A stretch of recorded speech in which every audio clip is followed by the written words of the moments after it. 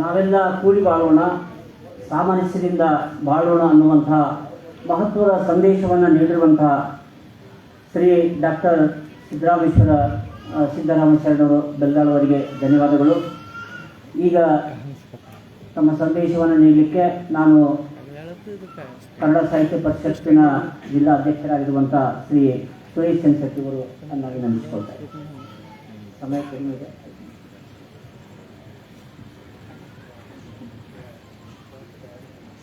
ಸಿರಿಗನ್ನಡ ಮುಖ್ಯಕ್ಕೆ ವೇದಿಕೆ ಮೇಲೆ ಬರ್ತಿರುವ ಎಲ್ಲ ಹಿರಿಯರಿಗೂ ಅನಂತ ವಂದನೆಗಳನ್ನು ಸಲ್ಲಿಸುತ್ತಾ, ನಾನು ಆರಂಭದಲ್ಲಿ ಬಸವಾದಿ ಶರಣರ ವಿಚಾರಗಳನ್ನು ಜನಮನಕ್ಕೆ ಮುಟ್ಟಿಸ ಜೊತೆಗೇನೆ ಕನ್ನಡ ಮತ್ತು ಬಸವ ಇವೆರಡನ್ನ ತನ್ನ ಬದುಕಿನ ಭಾಗವಾಗಿಸಿಕೊಂಡು ಮೊನ್ನೆ ತಾನೇ ಕಲಬುರಗಿ ವಿಶ್ವವಿದ್ಯಾಲಯದ ಗೌರವ ಡಾಕ್ಟರೇಟ್ಗೆ ಭಾಜನರಾಗಿರುವಂಥ ನಮ್ಮೆಲ್ಲರಿಗೂ ಪೂಜ್ಯರಿದ್ದ ಪೂಜ್ಯ ಶ್ರೀ ಸಿದ್ದರಾಮ ಶರಣರ ಬೆಲ್ದಾಳ್ ಅವರಿಗೆ ತಮ್ಮೆಲ್ಲರ ಪರವಾಗಿ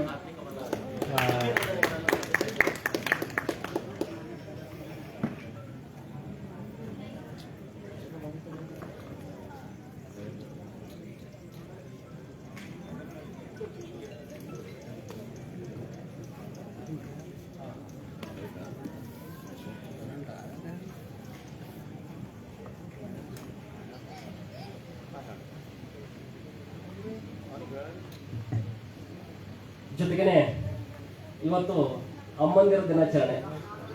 ಹಂಗೆಲ್ಲ ನಮ್ಮ ಬೀದರ್ ಜಿಲ್ಲೆಯ ನಮ್ಮೆಲ್ಲ ಸಹೋದರಿಗೆ ತಾಯಿ ಸ್ವರೂಪರಾಗಿರುವಂತ ಡಾಕ್ಟರ್ ಗುರಮ್ಮ ಸಿದ್ದಾರೆಡ್ಡಿ ಅವರು ಇಡೀ ತನ್ನ ಬದುಕನ್ನೇ ಸಮಾಜ ಸೇವೆಗೋಸ್ಕರ ಮುಡುಪಾಗಿಟ್ಟುವಂತ ಅಂತ ತಾಯಿಯವರಿಗೂ ಗೌರವ ಡಾಕ್ಟರ್ ಭಾಜನರು. ಹೀಗಾಗಿ ತನ್ನೆಲ್ಲ ಪರವಾಗಿ ಅವರಿಗೂ ಸಲ್ಲಿಸುವಾಗಲೇ ಹಾರ್ದಿಕವಾದ ಅಭಿನಂದನೆಗಳನ್ನ ಈ ಸಂದರ್ಭದಲ್ಲಿ ಸಲ್ಲಿಸುತ್ತೆ. ಅನೇಕ ಹಿರಿಯರು ಮಾತಾಡಿದ್ದಾರೆ ಮತ್ತು ಅವರು ಮಾತಾಡೋರಾಗಿದ್ದಾರೆ. ನಾನು ಬಹಳ ಮಾತಾಡಲಾರ್ದೇನೆ ಬಸವಣ್ಣವರು ಒಂದು ಸಾಲಲ್ಲಿ ಒಂದು ಪದದಿಂದ ಬಳಸ್ತಾರ, ದಯವಿಲ್ಲದ ಧರ್ಮದ ಆವುದಯ್ಯ ಅಂತ. ದಯವೇ ಇರಬೇಕು ಸಕಲ ಪ್ರಾಣಿಗಳೆಲ್ಲರಲ್ಲಿ ಅಂತ. ಇದು ಒಂದು ಪದ ಸಾಕು. ಈ ಜಗತ್ತಿನ ಯಾವುದು ಧರ್ಮ ಹೇಳಿದೆ ಹೇಳ್ರಿ? ನೀನು ಸುಳ್ಳು ಹೇಳು, ನೀನು ಕೊಲೆ ಮಾಡು, ನೀನು ಇನ್ನೊಬ್ಬರಿಗೆ ಮೋಸ ಮಾಡೋಕೆ ಯಾವ್ದಾರ ಒಂದು ಧರ್ಮ ಹೇಳಿದ್ದೆ ನಾನು. ಎಲ್ಲ ಧರ್ಮದ ತಿರುಳು ಒಂದೇ ಆಗಿದೆ, ಆದ್ರೆ ನಾವು ಅದನ್ನ ಬೇರೆ ಬೇರೆ ಮಾಡ್ಕೊಂಡಿದ್ದೀವಿ. ಆ ದೇವರು ಏನು ಬೇರೆ ಮಾಡಲಿಲ್ಲ. ಇವತ್ತು ನಮ್ಮೆಲ್ಲರಿಗೆ ಒಬ್ಬನೇ ಚಂದ್ರ ಇದ್ದಾನೆ, ಒಬ್ಬನೇ ಸೂರ್ಯ ಇದ್ದಾನೆ, ಒಂದೇ ಬೆಳಕಿದೆ, ಒಂದೇ ಗಾಳಿ, ಒಂದೇ ನೀರನ್ನು ಸೇವಿಸ್ತಾ ಇದ್ದೀವಿ. ಮತ್ತೆ ಈ ಜಗತ್ತಿನ ಹುಟ್ಟುವಂತ ಪ್ರತಿಯೊಬ್ಬ ವ್ಯಕ್ತಿ ಯಾರು ಒಂದು ಅರ್ಜಿಯನ್ನು ಹಾಕಿ ನಾವು ಯಾರು ಹುಟ್ಟಿಲ್ಲ ಇವತ್ತಿಗೂ. ಅದು ಇಂಥ ಧರ್ಮದಲ್ಲೇ ಹುಟ್ಟಬೇಕು, ಇಂಥವ್ರ ಮನೆಯಲ್ಲೇ ಹುಟ್ಟಬೇಕು, ಇಂಥ ಊರಲ್ಲೇ ಹುಟ್ಟಬೇಕಂತ ನಾವು ಯಾರು ಅರ್ಜಿ ಹಾಕಿ ಹುಟ್ಟಿದವರಿದ್ದೇವ ಅಂತ. ಬಂಧುಗಳೇ, ಇವು ಜಾತಿ ಧರ್ಮ ಇವೆಲ್ಲ ನಾವೇ ನಿರ್ಮಾಣ ಮಾಡ್ಕೊಳ್ತೀವಿ ಹೊರತಾಗಿ ಇದು ದೇವರು ನಿರ್ಮಾಣ ಮಾಡಿದಂತ ಅಲ್ವೇ ಅಲ್ಲ ಅಂತಕ್ಕಂಥ ಒಂದು ವಾಸ್ತವ ಸತ್ಯವನ್ನ ನಾವೆಲ್ಲರೂ ಸಹ ಅರ್ಥ ಮಾಡ್ಕೊಳ್ಬೇಕಾಗಿದೆ. ಬಂಧುಗಳ, ಇಡೀ ಜಗತ್ತಿನಲ್ಲಿ ಶ್ರೇಷ್ಠವಾದ ಸಂಸ್ಕೃತಿ ಉಳ್ಳಂತ ದೇಶ ಯಾವುದಾರಿದೆ ಅದು ಭಾರತ. ಇಲ್ಲಿ ಅನೇಕ ಜಾತಿಗಳಿವೆ, ಅನೇಕ ಧರ್ಮಗಳಿವೆ. ಒಂದೊಂದು ರಾಜ್ಯ, ಒಂದೊಂದು ಜಿಲ್ಲೆಗೆ ನಾವು ಹೋದರೆ ಒಂದೊಂದು ವಿಭಿನ್ನವಾದ ಸಂಸ್ಕೃತಿಯನ್ನು ನಾವು ನೋಡ್ತಾ ಇದ್ದೀವಿ. ವಿವಿಧತೆಯಲ್ಲಿ ಏಕತೆಯನ್ನು ಎಲ್ಲರ ಕಾಣ್ತೀವಿ ಅನ್ನೋದು ಕೇವಲ ಭಾರತದಲ್ಲಿ ಅಂತ ನಮ್ಗೆ ಗೊತ್ತಿದೆ. ಯಾಕೆ ಭಾರತದ ಬಗ್ಗೆ ಮಾತಾಡ್ತೀನಿ ಅಂದ್ರೆ ನಮ್ಗೆ ಬೀದರ್ ಬಗ್ಗೆ ಹೇಳಬೇಕಾಗಿದೆ. ಯಾವ 900 ವರ್ಷಗಳ ಹಿಂದೆ ಯಾವ ಬಸವಣ್ಣನವರು ಯಾವ ಅನುಭವ ಮಂಟಪದ ಒಂದು ಕಲ್ಪನೆ ಇಟ್ಟು ಎಲ್ಲರಿಗೂ ಒಂದು ಕೂಡಿಸಿದ್ರಲ್ಲ, ನಿಜವಾಗ್ಲೂ ಈ ವೇದಿಕೆ ನೋಡಿದ್ರೆ ಆ ಅನುಭವ ಮಂಟಪ ಇರೋದು ನಮ್ಗೆ ನೆನಪಾಗುತ್ತೆ. ಇಲ್ಲಿ ಯಾವ ಧರ್ಮ ಯಾವ ಜಾತಿ ಹೇಳಿದ್ರೆ ನಾವೆಲ್ಲರೂ ಒಂದೇ ಇದ್ದೀವಿ ಅಂತ ನಮ್ಗೆ ಅನಿಸ್ತಾ ಇಲ್ಲ. ನಮ್ಮೆಲ್ಲರ ಮೈಯಲ್ಲಿ ಒಂದೇ ರಕ್ತ ಹರಿಯುವಾಗ ಮತ್ತೆ ಯಾವ್ದು ಜಾತಿ ಇಲ್ಲಿ ಬರುತ್ತೆ ಹೇಳಿ ನಾವು. ಆದ್ರೆ ಕೆಲವೊಬ್ಬರಿಗೆ ಅದು ಬೇಕಾಗಿದೆ, ಕೆಲವೊಬ್ಬರು ಕೆಲಸನೇ ಅದೇ ಇದೆ. ದಿನನಿತ್ಯ ಬಂದಾಗ ಬೇರೆ ಬೇರೆ ಅವರೆಲ್ಲ ಧರ್ಮಗಳಲ್ಲಿ ಇದ್ದಾರೆ, ಯಾವಾಗೂ ಜಾತಿ ವೈಷಮ್ಯಗಳನ್ನು ಬಿಡ್ತಾರೆ, ಧರ್ಮಗಳ ಮಧ್ಯೆ ಈ ಗುಡ್ಡಾಟಗಳನ್ನ ಆರಂಭ ಮಾಡ್ತಾರೆ. ಅವರಿಗೆ ಯಾವುದೇ ಧರ್ಮ ಜಾತಿ ಇಲ್ಲ, ಅವರೆಲ್ಲ ಅವ್ರದೇ ಆದಂತ ಒಂದು ಜಾತಿ ಅವ್ರು ಎಲ್ಲರಲ್ಲೂ ಇದ್ದಾರೆ. ಯಾವುದೋ ಒಬ್ಬ ವ್ಯಕ್ತಿ ಇಟ್ಕೊಂಡು ಒಂದು ಧರ್ಮವನ್ನ, ಒಂದು ಸಮಾಜವನ್ನ ನಾವು ಅದ್ರ ಬಗ್ಗೆ ಮಾತಾಡೋದು ಇವತ್ತು ತಪ್ಪಾಗುತ್ತೆ. ಬಂಧುಗಳೇ, ಅಂತ ಬೀದರ್ ನಮ್ದಾಗಿದೆ. ನಾನು ಬೀದರ್ನ ಹೆಂಗೆ ಒಂದು ಪುಟ್ಟ ಭಾರತನೇ ಅಂತ ನಾವು ಅರ್ಥ ಮಾಡ್ಕೊಳ್ಬಹುದು. ನಮ್ಮ ಬೀದರ್ನಲ್ಲಿ ಕಾಶ್ಮೀರ್ ಇದೆ. ಯಾಕಂದ್ರೆ ನಮ್ಮ ಬೀದರ್ ಎಷ್ಟು ಮಟ್ಟಿಗೆ ಒಂದು ಶ್ರೇಷ್ಠತೆ ಇದೆ ಅಂದ್ರೆ ಇಡೀ ಜಗತ್ತಿನ ವಚನಗಳ ಮೂಲಕ ಸಂದೇಶ ಕೊಟ್ಟಂತ ನಾಡು ನಮ್ಮ ಬೀದರ್ ಇದೆ. 15ನೇ ಶತಮಾನದಲ್ಲಿ ಶೈಕ್ಷಣಿಕವಾಗಿ ಒಬ್ಬ ದೊಡ್ಡ ಕ್ರಾಂತಿ ಮಾಡಿದ್ದ ಮೊಹಮ್ಮದ್ ಗವಾನ್ ನಿಲ್ಲಿಸಿದ ಬೀಡು ನಮ್ದಾಗಿದೆ. ಅದೇ ರೀತಿ ಗುರುನಾನಕರಿದ್ದಾರೆ. ಈ ತರ ಹಲವಾರು ಪುಣ್ಯ ಪುರುಷರ ನೆಲ ಅದು ನಮ್ಮ ಬೀದರ್ ಆಗಿದೆ. ಅದಕ್ಕೆ ನಮ್ಮ ಬೀದರ್ ಹೆಂಗಿದೆ, ಇದೊಂದು ಸಣ್ಣ ಪುಟ್ಟ ಭಾರತ ಇದ್ದಂಗೆ. ನಮ್ಮ ಬೀದರ್ನಲ್ಲಿ ನಾವು ಕಾಶ್ಮೀರನ್ನ ಕಾಣ್ತೀವಿ, ನಮ್ಮ ಬೀದರ್ನಲ್ಲಿ ನಾವು ಪಂಜಾಬನ್ನ ಕಾಣ್ತೀವಿ, ನಮ್ಮ ಬೀದರ್ನಲ್ಲೇ ಮಹಾರಾಷ್ಟ್ರ ಕಾಣ್ತೀವಿ, ತೆಲಂಗಾಣ ಕಾಣ್ತೀವಿ. ಅಂದ್ರೆ ಯಾವ ಭಾರತ ದೇಶದಲ್ಲಿ ಎಲ್ಲ ಭಾಷಿಕರು, ಎಲ್ಲ ಜಾತಿ, ಎಲ್ಲ ಧರ್ಮದವರು ಹೆಂಗದರು, ಅದೇ ಜಾತಿ ಧರ್ಮದವರು, ಅದೇ ಭಾಷಿಕರು ನಮ್ಮ ಬೀದರ್ನಲ್ಲೇ ಇದ್ದಾರೆ. ಹೀಗಾಗಿ ನಮ್ಮ ಬೀದರ್ ನಾನು ಒಂದು ಪುಟ್ಟ ಭಾರತ ಅಂತ ಈ ಸಂದರ್ಭದಲ್ಲಿ ನಾನು ಕರೆಯಕ್ಕೆ ಇಷ್ಟಪಡ್ತೀನಿ. ಎಂದಾದರೂ ಡಾಕ್ಟರ್ ಅಬ್ದುಲ್ ಖದೀರ್ ಸರ್ ಇಷ್ಟೊಂದು ಶೈನ್ ದೊಡ್ಡ ಶಿಕ್ಷಣ ಸಂಸ್ಥೆಯನ್ನು ಹುಟ್ಟಾಕಿದ ನಂತರ ಅಲ್ಲಿ ಬೇರೆ ಧರ್ಮದಲ್ಲಿ ಪ್ರವೇಶ ಇಲ್ಲ ಅಂತ ಬರೀ ಮುಸ್ಲಿಂ ಇಸ್ಲಾಂ ಬಂಧುಗಳಿಗೆ ಮಾತ್ರ ಅಲ್ಲಿ ಪ್ರವೇಶ ಕೊಟ್ಟಿದ್ದಾವ. ನಮ್ಮ ಜನಪ್ರಿಯ ಶಾಸಕ ರಹೀಂ ಖಾನ್ ಸರ್ ನೋಡ್ತಾ ಇದ್ದೀವಿ ನಾವು. ಬರೀ ಒಂದು ಜನಾಂಗದ ಓಟ್ಗಳನ್ನ ತೊಗೊಂಡು ಎಮ್ ಎಲ್ ಎ ಆಗ್ಲಿಕ್ಕೆ ಸಾಧ್ಯ ಇದೆನೋ? ನಾವೆಲ್ಲರೂ ಒಂದೇ ಬಂಧುಗಳೇ. ನಮಗೆ ಯಾರಿಗೂ ಈ ಜನ್ಮದ ಈ ಜಾತಿಯ ವೈಷಮ್ಯ ನಮ್ಗೆ ಯಾರಿಗೂ ಬೇಕಾಗಿಲ್ಲ. ಕೆಲವೊಬ್ರು ಆ ಪುಂಡ್ರಿಗೆ ಬೇಕಾಗಿದೆ, ಅದಕ್ಕೆ ಬಿಟ್ಟರೆ ಕೆಲವರು ಈ ರಾಜಕೀಯ ವ್ಯಕ್ತಿಗಳಿಗೆ ಸ್ವಲ್ಪ ಬೇಕಾಗಿದೆ.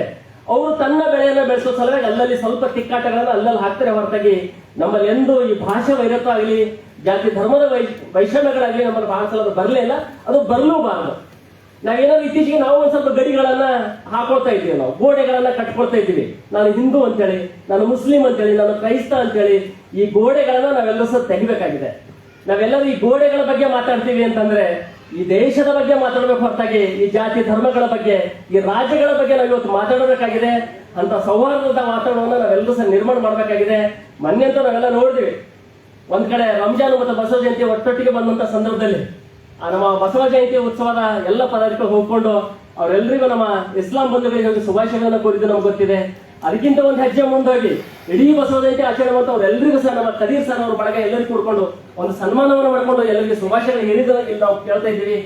ಒಟ್ಟಾರೆಯಾಗಿ ಈ ಜಗತ್ತಿನಲ್ಲಿ ಯಾವುದೇ ಧರ್ಮಗಳು ಯಾವುದೇ ರೀತಿಯ ಭೇದ ಭಾವಗಳನ್ನು ಮಾಡಲಾರ್ದೆ ನಾವೆಲ್ಲರೂ ಒಂದು ಅಂತ ಹೇಳಿದ್ರೆ ಅದು ನಾವು ಒಂದ್ ಸ್ವಲ್ಪ ಮುಂದೆ ಏನ್ ಮಾಡಿದ್ವಿ ಅಂತಂದ್ರೆ ಬುದ್ಧನನ್ನ ಬೌದ್ಧ ಧರ್ಮಕ್ಕೆ ತಕೊಂಡು ಹೋಗ್ಬಿಟ್ಟಿವಿ, ಪೈಗಂಬರನ್ನ ಇಸ್ಲಾಂ ಧರ್ಮಕ್ಕೆ ಒಯ್ದುಬಿಟ್ರು, ಬಸವಣ್ಣನನ್ನ ಲಿಂಗಾಯತ ಧರ್ಮಕ್ಕೆ ಒಯ್ದುಬಿಟ್ಟರು.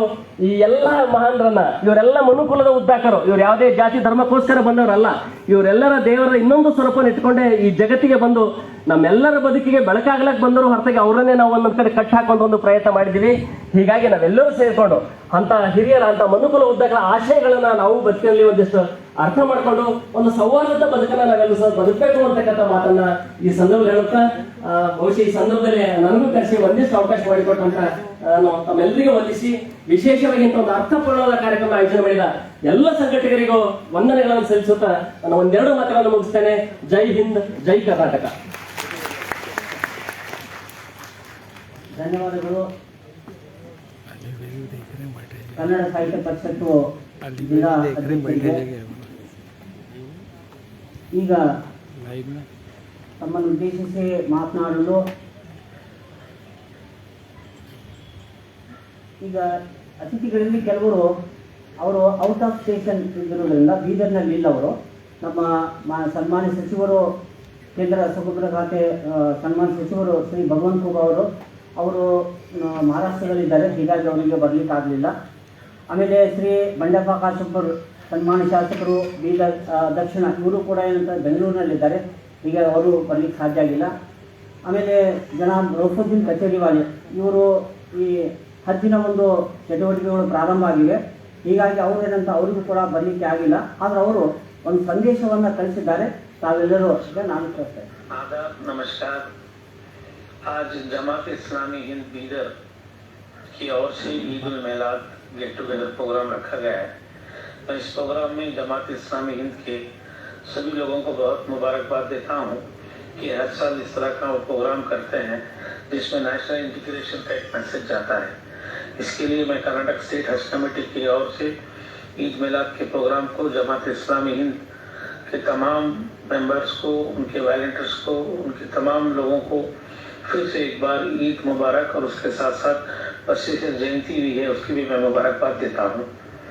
और इस कार्यक्रम में मुझे आना था, लेकिन इस साल 2022 का हज चालू हुआ है, उन हाजियों का परसों ही ड्रा हुआ है जिसमें सिलेक्शन हुए हैं, उस कार्यक्रम में मैं बिजी रहने से नहीं आ सका।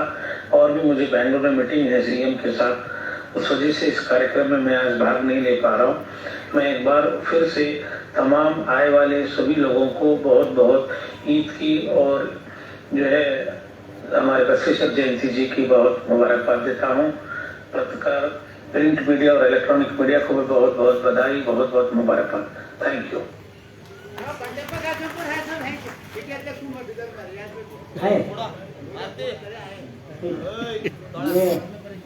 ये थे जनाब रौफुद्दीन कचेरी वाले, कर्नाटका स्टेट हज कमेटी के चेयरमैन। उन्होंने व्हाट्सएप के जरिए से मैसेज भेजा था, वो मैं आपको सुनाया हूँ। ಈಗ ಬೀದರ್ನ ಜನಪ್ರಿಯ ಶಾಸಕರಾಗಿರುವಂಥ ಸನ್ಮಾನ್ಯ ಶ್ರೀ ರಹೀಂ ಖಾನ್ ಸಾಹೇಬರು ನಮಗೆ ಸಂದೇಶವನ್ನು ನೀಡಲಿಕ್ಕೆ ನಾನು ಮನಸ್ಸಿಕೊಳ್ತಾರೆ.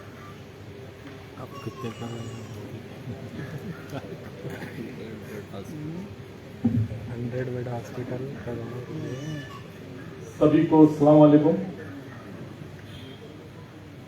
क्योंकि हम तो बात करते रहते हैं, यहाँ पे सभी इम्पोर्टेंट गेस्ट आए, वो भी बात करने वाले हैं। मैं जमात हिंद को बहुत बहुत मुबारकबाद देना चाहता हूँ, जो हर साल ईद मिलाद का जो प्रोग्राम रखते हैं और एक अच्छा सा मैसेज हमारे बीदर डिस्ट्रिक्ट में, पूरे स्टेट में और सभी समाज के लोगों में ये जाता है। जिस तरह से ये रख के मैसेज देते हैं, सच में हकीकत में इस्लाम भी यही है। लोगों को इसकी मालूमात कम रहने की वजह से कुछ लोग इस्लाम के बारे में, मुसलमानों के बारे में थोड़ा सा गलत राय रख सकते होंगे, लेकिन जो भी इस्लाम को और मुसलमानों को नजदीक से देखता है या उनके साथ उठ बैठता है या बिजनेस करता है, तो कभी भी मैं ऐसा नहीं देखा कि कोई भी अदर कम्युनिटी का आदमी इस्लाम या इस्लाम धर्म को मानने वाले या कोई मुस्लिम भाई या गलत है बोल के कहीं पे भी ये बात नहीं निकली।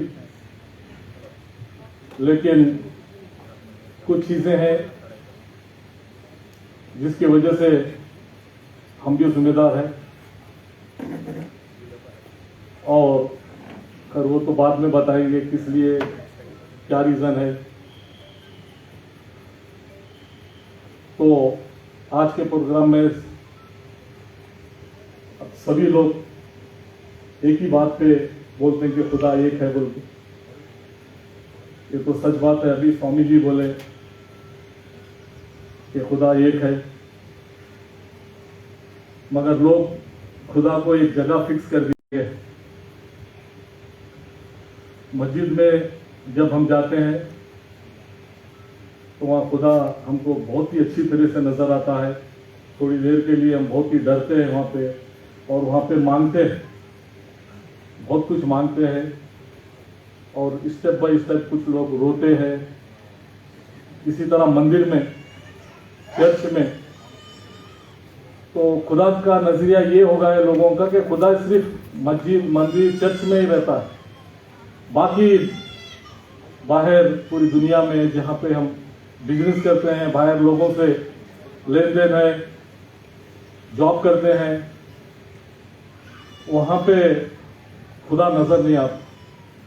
हम कुछ भी कर लेते हैं बाहर, क्योंकि वहां पे खुदा नहीं रहने की वजह से ही यही सोच, अगर जब भी खुदा का किसी को थोड़ा सा भी डर है तो वहां पे किसी से भेदभाव नहीं होता, लड़ाई झगड़ा नहीं होता, कास्टिज्म नहीं होता। इस तरह से बहुत से एग्जाम्पल है। लेकिन लोग खुदा को एक जगह फिक्स कर दिए हैं, बाहर जाने के बाद हम मनमानी कुछ भी कर सकते हैं, ये हिसाब डाल लें। उसी की वजह से ये थोड़े से इश्यूज, प्रॉब्लम्स हो रहे हैं। अभी बसवा जयंती का एग्जाम्पल दिए हैं। बसवा जयंती जिस तरह से कोई भी जयंती हो रही, मैं भी कई जगह सुन रहा था, अंदर ओल्ड सिटी में, हमारे लोगों में, तो सभी हमारे लोगों में खुशी थी, अरे बसवा जयंती आंदे, हम बहुत वेलकम करेंगे, छोटे से बड़े से। तो ऐसा बसवा जयंती के ऊपर कुछ भी ऐसा जरा भी डाउट नहीं था। इसी तरह पहले अभी भी दूसरे 1-2-4 जयंती निकले हैं, पहले भी निकलते थे, लेकिन पहले ऐसा उसको कुछ इश्यूज नहीं बनाते थे। अभी कुछ लोग उसको, बड़े बड़े महात्मा लोग हैं वो, उनका नाम लेके वो लोग वैसे जयंतियों को खराब करना चाह रहे हैं। लेकिन वो लोग करना चाह रहे हैं तो हम भी थोड़ा सा सब्र करके, हिकमत से, हम भी उनके सगे ना बने, हम अच्छा सा काम करें, उनको हम समझाए कि भाई आप अगर गलत कर रहे हो तो, लेकिन हम गलत नहीं करेंगे, हम अपनी अच्छाई पेश करेंगे उनके साथ, तो जरूर बीदर में शांति रहेगी। हर बीदर का नागरिक ये चाहता है कि बीदर बहुत पीसफुल रहना। मैं जब से एमएलए हूँ 12 साल से, बिदर में एक गुंडे को पनपने नहीं दिया, एक कट्टरवादी को पनपने नहीं दिया, एक आपस में भेदभाव आप बिदर में कहीं पे भी बता नहीं सकते कि आपस में कहीं ये समाज वो समाज, बड़ा छोटा अमीर गरीब बोल के झगड़ा हुआ, कोई ग्रुप ये ग्रुप वो ग्रुप, ऐसा बिदर में कहीं भी झगड़ा नहीं हुआ। और 10 साल में बहुत से डेवलपमेंट हुए हैं। लोग यहाँ के लोग, मैं कम से कम 1000 करोड़ रुपए का यहाँ पे काम किया हूँ, लोगों को पता नहीं है, उससे ज्यादा किया हूँ। मैं मोटा मोटा बताना चाहता हूँ, जो 100 करोड़ के ऊपर है 5-6 काम तो सिर्फ ये ब्रिम्स हॉस्पिटल बना है ना, उसको 150 करोड़ रुपए लगे। ब्रिम्स हॉस्पिटल 500 बेड का हॉस्पिटल बना है, उसके अंदर 25 करोड़ रुपए के अलग मशीनरी से लगे हैं। 52 डिपार्टमेंट होते हैं, मैं एक डिपार्टमेंट की बात कर रहा हूँ। बिदर में लोगों को पता है खाली एक हॉस्पिटल या 2 हॉस्पिटल, टोटल 9 हॉस्पिटल बनाया हूँ। जैसा ब्रिम्स बना तो ओल्ड सिटी में डिमांड किए नहीं यहाँ पे हॉस्पिटल होना ही बोल के, मुझे बैठने नहीं देते लोग। वहां पे सिद्धरामैया को लाके वहां पे 100 करोड़ रुपए का 50 करोड़ रुपए लगे पूरा। इसी तरह से मेरे एमएलए ऑफिस के सामने 20 करोड़ रुपए लगे हैं बीडे लेआउट में, सिद्धरामैया लेआउट में, वहां 25 बेड का हॉस्पिटल बनाया। और मुझे 70 विलेजेस आते हैं, कम से कम 8 विलेजेस में 10, 12, 15 करोड़ के हॉस्पिटल बनाए। यमनली, चिल्लरगी, जनवाड़ा, इस तरह से नौबाद, इस तरह से कल एक डिपार्टमेंट में 10 हॉस्पिटल बनाए। गवर्नमेंट हॉस्पिटल में नर्सिंग कॉलेज, हॉस्पिटल्स, कई चीजें, बड़े बड़े क्वार्टर्स, अलग पैसा है। इसी तरह से इंजीनियरिंग 100 करोड़ रुपए का इंजीनियरिंग कॉलेज बनाया जा रहा है। खाली मेडिकल कॉलेज को आप लोग देखें, मैलूर में आप जाके देख सकते हैं, वहां पे 100 करोड़ का इंजीनियरिंग कॉलेज बना है, पूरा कंप्लीट हो गया। अभी नेक्स्ट ईयर से उद्घाटन है। पॉलिटेक्निक कॉलेज यहाँ पे था, उसको 50 करोड़ रुपए लगा के पॉलिटेक्निक कॉलेज को शिफ्ट करा के वहाँ पे बिल्डिंग में हॉस्टल, गर्ल्स हॉस्टल अलग, बॉयज हॉस्टल अलग, पॉलिटेक्निक कॉलेज अलग। ITI कॉलेज को 70 करोड़ रुपए में, हमारे चंद्रशेट्टी को मालूम है, यहाँ पे 70 करोड़ का ITI कॉलेज पूरे कर्नाटक का नंबर 1 बना है। सरकारी मार्केट को अंदर ओल्ड सिटी में प्रॉब्लम हो रहा था, उसको 40 करोड़ रुपए देके बाहर हैदराबाद रोड में शिफ्ट करा है। रिंग रोड 70 करोड़ रुपए की रिंग रोड बनी है। यूजीडी का 150 करोड़ यूजीडी का स्कीम चल रहा है। 24/7 का पानी का काम चल रहा है। कल मैं 1-2 डिपार्टमेंट की बात कर रहा हूँ, ऐसा 55 डिपार्टमेंट में PWD रहते, म्यूनसिपालिटी रहते, हर डिपार्टमेंट में काम किया हूँ।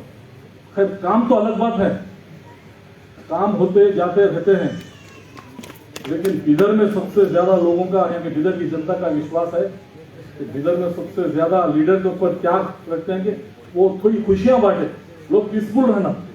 मुझे अभी बता रहे थे चंद्रशेट्टी, हर आदमी इनको मदद किया है बोल के, तो मुझे 40,000 मेरे मुस्लिम भाई भी मदद किए हैं, तो अदर कम्युनिटी के भी 40,000 वोट लिया, ये हिस्ट्री है। तो मतलब ये क्या है कि जिस तरह से पेश आने क्या है, हम लोग आपस में जिस तरह से मोहब्बत बांटेंगे, तो उस तरह से अपोजिशन से भी हमको, अदर कम्युनिटी से भी हमको मोहब्बत आएगी।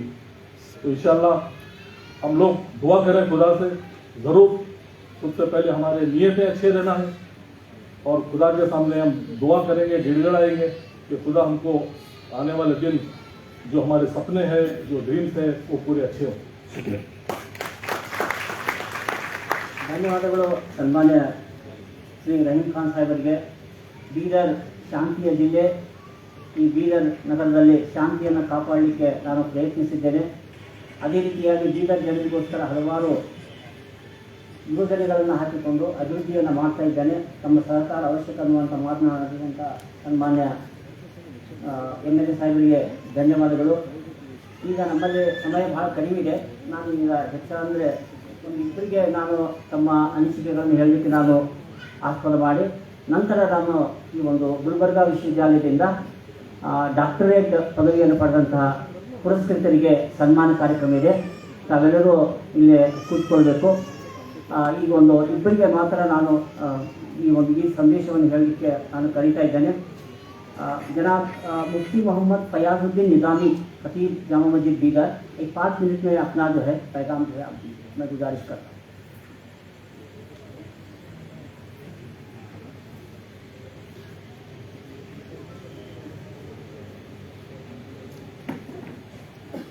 अल्हम्दुलिल्लाहि रब्बिल आलमीन वल आक़िबतु लिल मुत्तक़ीन वस्सलातु वस्सलामु अला सय्यिदिल अंबिया'i वल मुरसलीन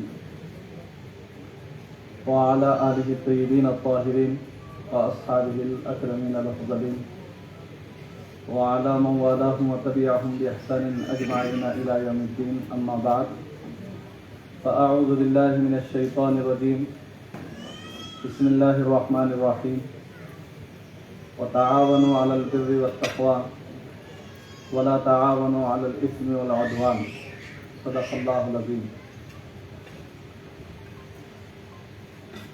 अस्सलामु अलैकुम व रहमतुल्लाहि व बरकातुहू। मुअज़्ज़िज़ीन शहर, स्टेज पर रौनक अफरोज़ सियासी, समाजी, मजहबी कायदीन और मुअज़्ज़ज़ ख़वातीन और मुअज़्ज़िज़ान शहर और बिरादरान वतन, आप तमाम हज़रात मुख्तलिफ हमारे मजहबी कायदीन से आप अब तक जो बयानात सुन रहे हैं उसका नतीजा यही है कि जो हर कोई अपने बड़े मजहबी पेशवाओं की बात हमको सुना रहे थे और उनके हर एक के पैगाम में यही मजमून रहा है, उन्होंने यही पैगाम दिया है कि जितने भी पेशवा हैं उन्होंने हर एक को आपस में एक दूसरे के साथ मोहब्बत, भाईचारगी, अमन, सलामती से रहने की तालीमात हर एक की यही रही है। और इस्लाम भी एक दीन रहमत है, अमन शांति का मज़हब है। हर एक के उसके मज़हब का, अक़ायद का, इंसानियत का एहतराम करना हमको सिखाता है। मैं आपको बताता चलूँ, हज़रत सैयदना अबू बकर सिद्दीक़ रज़ियल्लाहु ताला अन्हु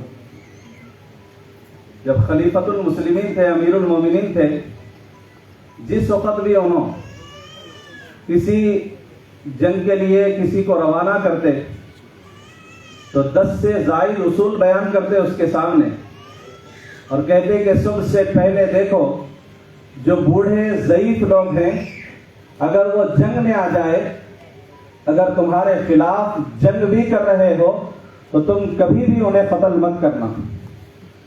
और फिर यहाँ तक कि उन्होंने ये भी लिखा है, हज़रत सैयदना अबू बकर सिद्दीक़ रज़ियल्लाहु ताला अन्हु ये भी वसीयत करते थे कि कभी बच्चे अगर जंग में आ जाए तो तुम बच्चों को भी कभी भी कत्ल नहीं करना।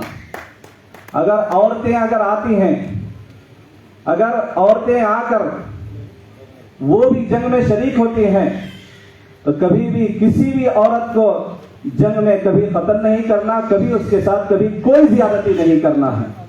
ये इस्लामी तालीमात हैं।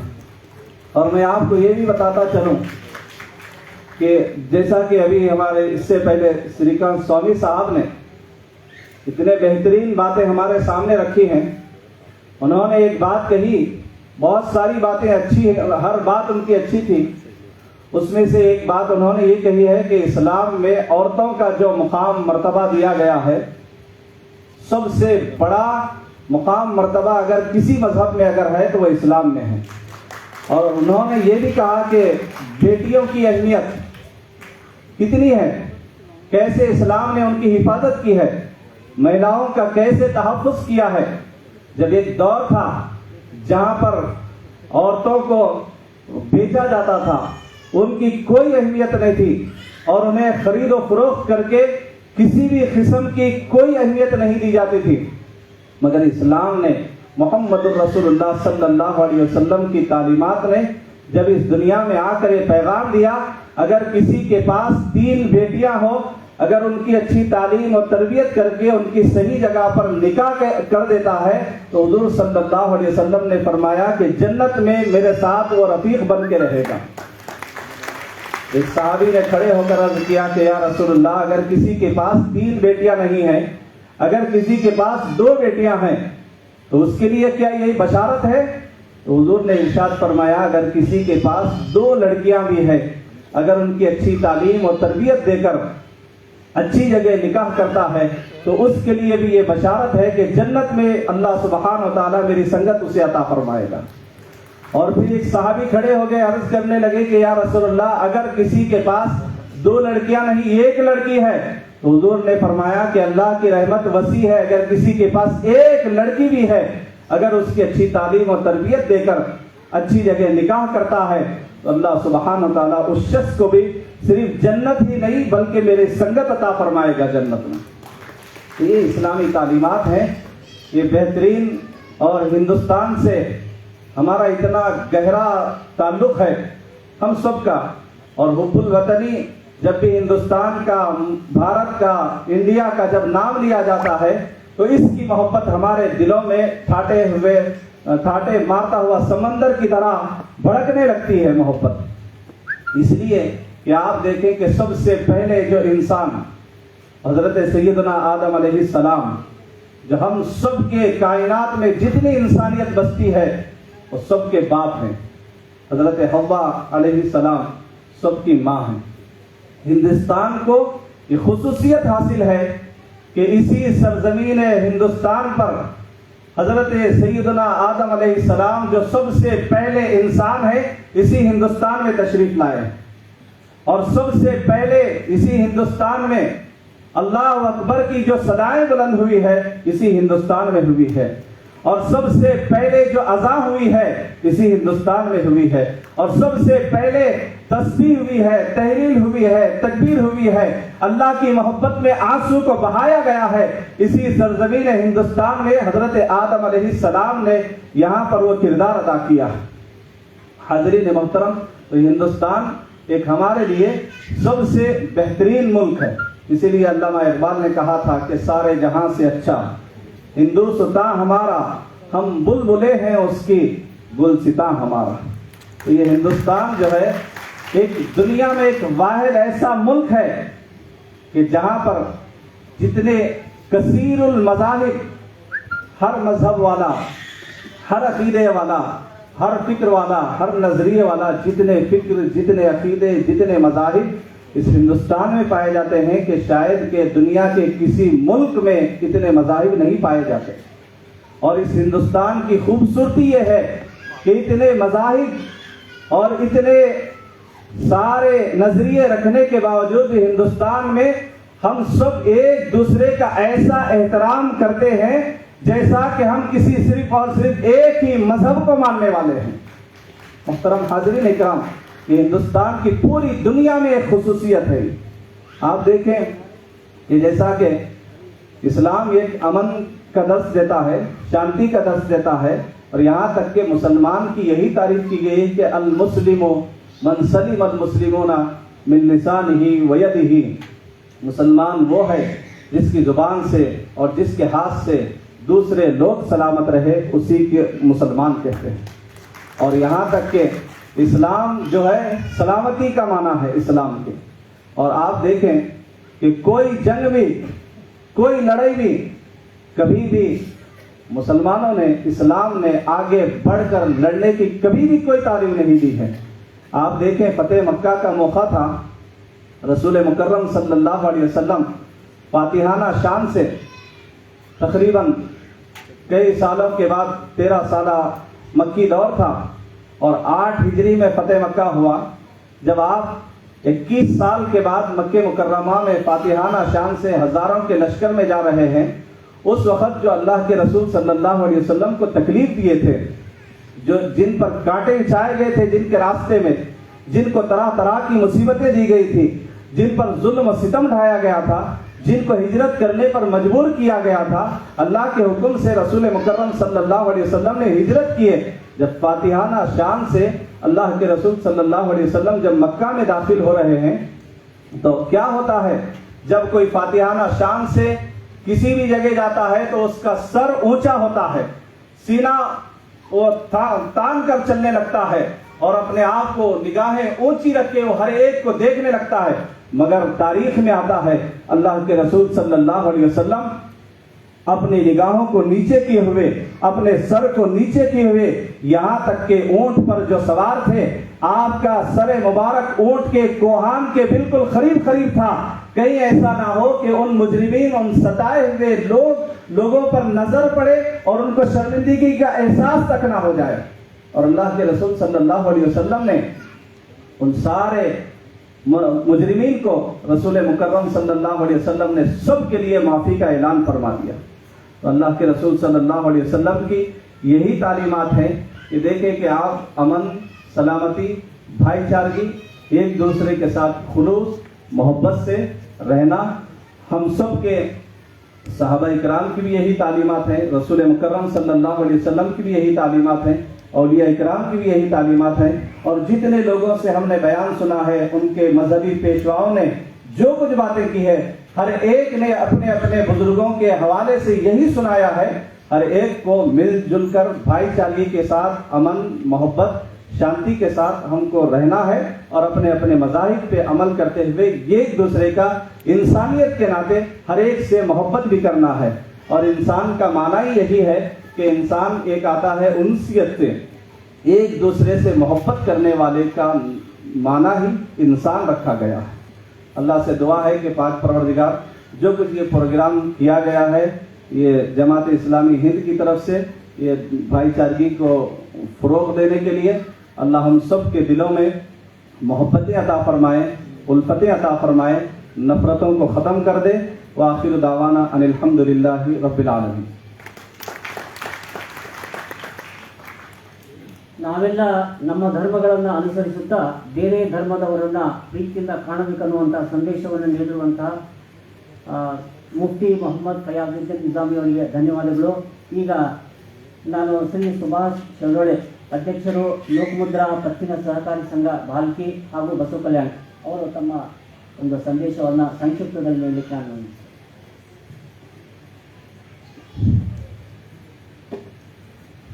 आदरणीय मंच पर उपस्थित इस कार्यक्रम के अध्यक्ष और सभी आदरणीय व्यक्तिगण और यहाँ आए हुए सभी मेरे भाई बुजुर्गों और माता बहनों, सबको मैं ईद मुबारक देता हूँ। इस कार्यक्रम की शुरुआत किताब से की गई है, पुस्तक से की गई है। पुस्तक के बारे में डॉक्टर बाबा साहब अम्बेडकर कहते हैं कि पुस्तक पढ़ने वालों का मस्तक सुधर जाता है, जो मस्तक सुधरता है वो किसी के सामने नतमस्तक नहीं होता है, यानी कि नहीं दिखता है। मैं मराठा समाज से हूँ। संभाजी ब्रिगेड संगठन का मैं 12 साल बीदर डिस्ट्रिक्ट में नेतृत्व किया हूँ। छत्रपति शिवाजी महाराज का नाम लेकर इस देश में, इस भारत में अपने राजकीय सत्ता के लिए छत्रपति शिवाजी महाराज का जितना यूज किया गया है, इस देश में मुसलमान के खिलाफ में ऐसा किसी दूसरे व्यक्ति का नहीं किया गया है। क्योंकि सच्चा इतिहास का पन्ना ये वोटर्स तक, ये नीचे वाले नागरिक तक नहीं आया है।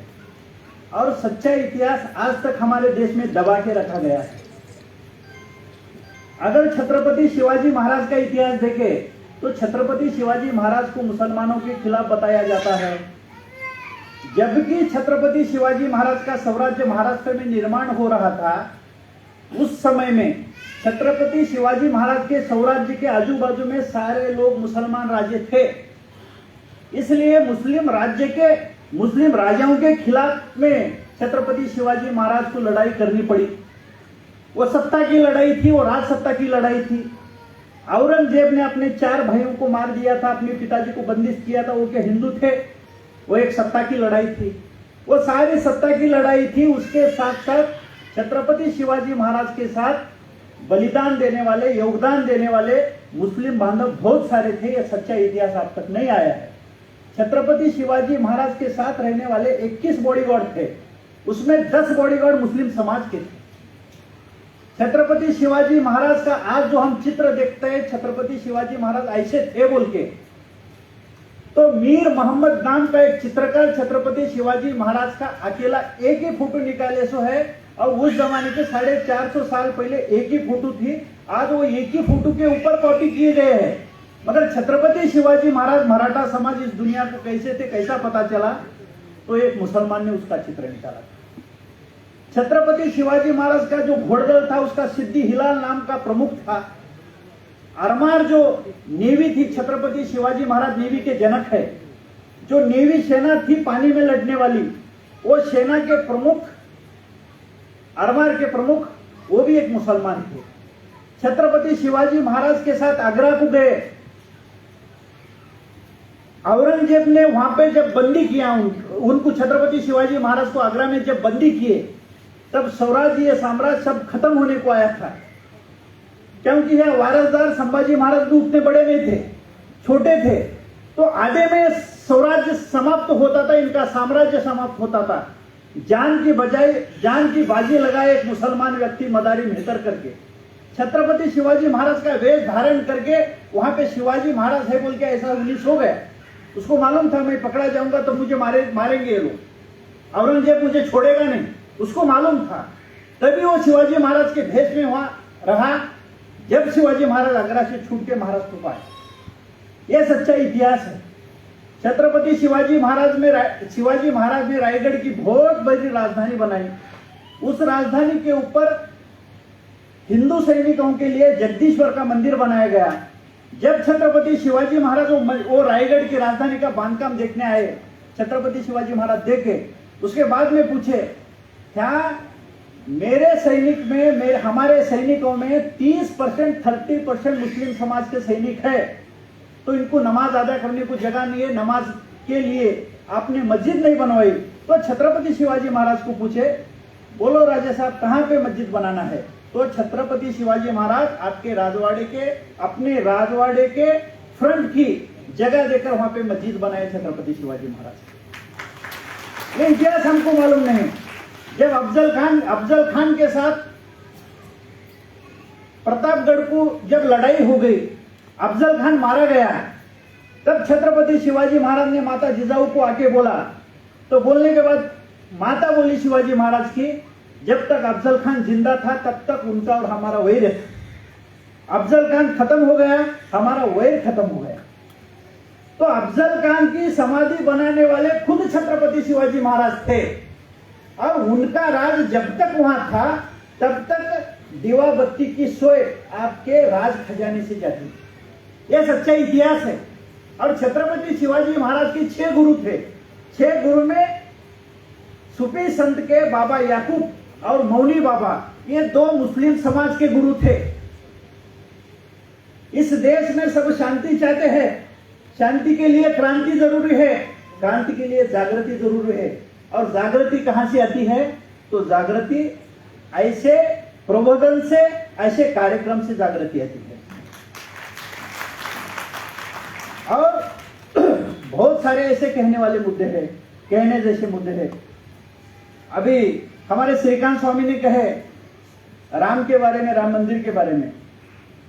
मैं समाज में टेट निर्माण करने की बात नहीं कर रहा हूं, मैं समाज में एक समालोचन करने की बात कर रहा हूं। राम मंदिर जहां में अयोध्या में है, वहां पे 14 राम मंदिर है। हर मंदिर का महंत बोल रहा है राम यहां पैदा हो गया। और हमारे भारत के संस्कृति के अनुसार मां पहला जब बेटा या बेटी पैदा होती है तब उन्हीं मैके जाती है। वो गोरखपुर कौशल्या का मैका था, वहां के लोग बोलते हैं राम यहां पैदा हो गया। मगर यहां के कुछ लोग बोलते हैं कि राम मुसलमान के घर में पैदा हो गया। ना हिंदू खतरे में है, ना इस्लाम खतरे में है, सिर्फ इनकी कुर्सी खतरे में है। ये तो सब चल रहा है, ये कुर्सी के वास्ते चल रहा है। और ये कुर्सी का झगड़ा, उस झगड़े में हम कोई भी ना जाए। जैसा अभी बोले एक छोटा हिंदुस्तानी कन्नड़ साहित्य के अध्यक्ष बोले, पुट्ट भारत। सच्चे में हम 3 स्टेट से है, कोई तेलंगाना से, कोई महाराष्ट्र से है, कोई कर्नाटक से है। यहाँ जितना कन्नड़ चलता है उतनी मराठी चलती है, उतनी उर्दू चलती है। सब समाज के लोग हम मिलजुल कर रहना है और शांति अमन चाहते हैं तो ऐसे कार्यक्रम जरूर होना है। मुझे यहाँ पे निजामुद्दीन सर और मन्नान सेठ ने बुलाए, और मन्नान सेठ हम एक साथ बहुत साल काम करें। उसके बाद में 12 साल के संगठन के बाद 2016 से मैं लोक मुद्रा कोऑपरेटिव बैंक चलाता हूँ। बीदर डिस्ट्रिक्ट में हुमनाबाद और बीदर छोड़ के सभी तालुके में मेरी बैंक है। और आप मुसलमान समाज के 2000 क्लाइंट्स हैं। और जितने फाइनेंसर पैसे देके 5 से 10 के बड्डी से बड़े हो गए वो सारे मुस्लिम समाज के ऊपर हो गए। इतिहास में जाने के बजाय वर्तमान में आओ। महाराष्ट्र में मुस्लिम समाज के लोग राहत कोऑपरेटिव सोसाइटी की स्थापना की। उनमें बड़े बड़े मुस्लिम समाज के बिजनेसमैन 1-1 लाख 2-2 लाख फ्री रखते हैं, उनको ब्याज नहीं बड्डी नहीं। और वही वो जो छोटे छोटे मुस्लिम समाज के लोग धंधा करते हैं उनको 10-20 हजार 50 हजार 1 लाख रुपए तक बिना ब्याज के पैसे देते हैं। इसमें बहुत लोगों की राहत मिली है। आप सब भी ये कर सकते हैं। जो नीचे वर्ग का आदमी है ये कार्यक्रम में कभी भी नहीं आता, वो पेट का भूखा है, वो काम करने बिना उसका घर नहीं चलता है। तो इसके लिए आप कुछ करें। ये इतिहास बताने से वर्तमान सुधरेगा, मगर वर्तमान में जो लोग अड़चन में हैं उसको हेल्प करना ये समाज के बड़े लोगों की और जिम्मेदार लोगों की बहुत बड़ी जिम्मेदारी। और मेरे हिसाब से जितने जहां जहां मेरी ब्रांच है वहां के मुस्लिम समाज के संगठन के व्यक्तियों को मैं मिलने की कोशिश करता हूं। 5 का 10 का ब्याज आपके भाई बाहर भर रहे, मेरे पास 1.5 रुपए का ब्याज है, मेरे बैंक को भेजो। लोक मुद्रा बैंक किसको भी पूछो पूरे बीदर डिस्ट्रिक्ट में है। मैं मेरा प्रचार नहीं कर रहा हूं, ये हकीकत की बात बोल रहा हूं। जितने मार्केट में ज्यादा ब्याज भरने वाले हैं आपके समाज के लोग हैं। उनके घर में 4-4 5-5 बच्चे हैं, वो यहाँ ब्याज तो इधर नहीं छोड़ते, वो क्या बच्चों को भूखा मारना क्या है? इसके ऊपर आप जरूर विचार करें। कहने जैसे बोलने जैसे बातें बहुत सारे हैं, मगर टाइम का बहुत पाबंद है, इसलिए मैं मेरे 2 शब्द समाप्त करता हूं। जय हिंद, जय भारत। ನಾವೆಲ್ಲ ಇತಿಹಾಸವನ್ನ ಸರಿಯಾಗಿ ತಿಳಿದುಕೊಳ್ಳಬೇಕು. ಇತಿಹಾಸ ಬೇರೆ ಇದೆ, ಆದರೆ ಜನರ ತಿಳಿಸಿರುವಂತಹ ಇತಿಹಾಸ ಅದು ಬೇರೆಯಾಗಿದೆ. ನಾವೆಲ್ಲ ಇತಿಹಾಸವನ್ನು ತಿಳಿದು ಪ್ರೀತಿ ಪ್ರೇಮದಿಂದ ಇರಬೇಕನ್ನುವಂಥ ಸಂದೇಶವನ್ನು ನೀಡಿರುವಂಥ ಶ್ರೀ ನಮ್ಮ ಸುಭಾಷ್ ಅವರಿಗೆ ಧನ್ಯವಾದಗಳು. ಈಗ ಕೊನೆಯದಾಗಿ ನಮ್ಮ ಮಿಲಿಂದ್ ಗುರೂಜಿಯವರು ಸಂಕ್ಷಿಪ್ತದಲ್ಲಿ ತಮ್ಮ ಸಂದೇಶವನ್ನು ನಾನು ನಿಲ್ಲಿಸುತ್ತೇನೆ.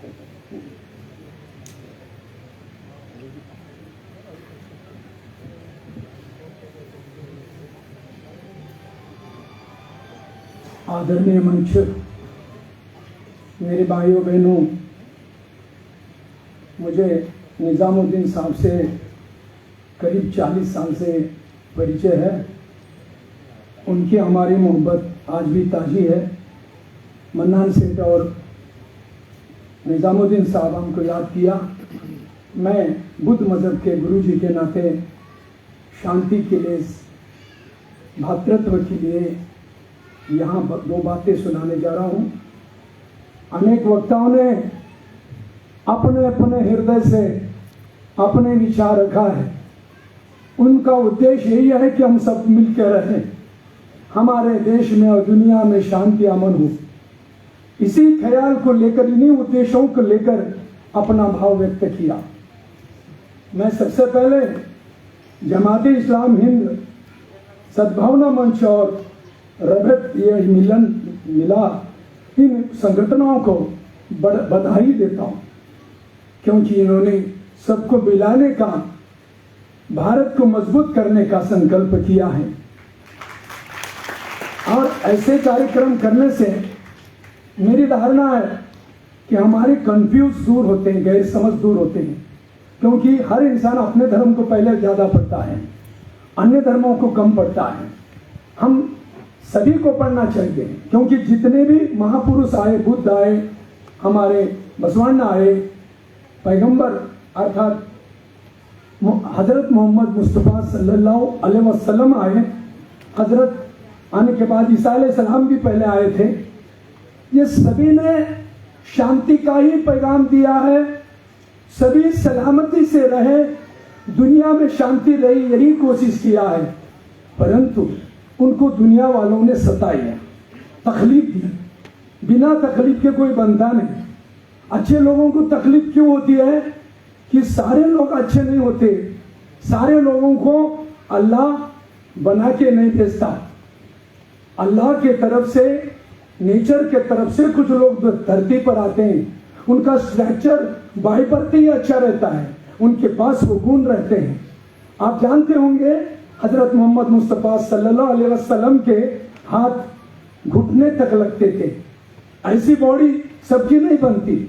हमारे जैसे आप जैसे आम आदमी हजारों पैदा होते हैं, हजारों मर जाते हैं, लेकिन बुद्ध जैसे, पैगंबर जैसे, बसवन्ना जैसे, ये जीसस जैसे ऐसे लोग धरती पर बहुत कम होते हैं।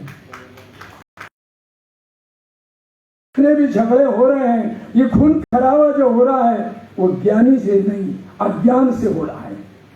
अज्ञान यानी ज्ञान नहीं है बोलकर हो रहा है। इसलिए तथागत भगवान बुद्ध ने अपने तकरीर में, अपने प्रवचन में कहा था कि दुनिया में सभी दुखों का जन्म अज्ञान से होता है, अज्ञान से होता है और अनाचार से वो बढ़ता है। तो हमें सभी महापुरुषों ने क्या कहा है? अज्ञानी मत रहो, पढ़ो और अपना मन अच्छा बनाओ, अपनी नीयत अच्छी बनाओ, ईमान मजबूत बनाओ। यही कहा ना। मेरी धारणा है हजरत मोहम्मद मुस्तफ़ा सल्लल्लाहु अलैहि वसल्लम ने जो ईमान का पाठ किया, पढ़ाया है, वो ईमान को हम बुद्ध मजहब में सील बोलते हैं, नियत बोलते हैं। यदि वो ईमान हम मजबूत करते जाएंगे तो बेईमानों को कभी हम वोट नहीं डालेंगे। बेईमान कभी सत्ता पर जाएगा नहीं, जिनाकरी करने वाला आदमी कभी सत्ता पर जाएगा नहीं। ये सीखना है हमको। हमारे देश में कौन अच्छा नेता, इसकी परख करना चाहिए, क्योंकि देश को चलाने के लिए नेता भी जिम्मेदार होता है और धर्म उपदेश करने वाले गुरु भी जिम्मेदार होते हैं। जिस देश के गुरु बिगड़ते हैं, जिस देश के नेता बिगड़ते हैं, वो देश नहीं रहता, वहां शांति होती है। इसलिए मैं समय का अभाव है, ज्यादा न बताते हुए मैं इतना जरूर कहूंगा, हजरत मोहम्मद मुस्तफ़ा सल्लल्लाहु अलैहि वसल्लम ने आखिरी में एक बात कही है अपने अबू बकर के पास। क्या कही है? देखो भाई, दुनिया में ज्यादा कौन सी भी बात ज्यादा होती है ना, वो आधा होती है। ज्यादाती मत करो।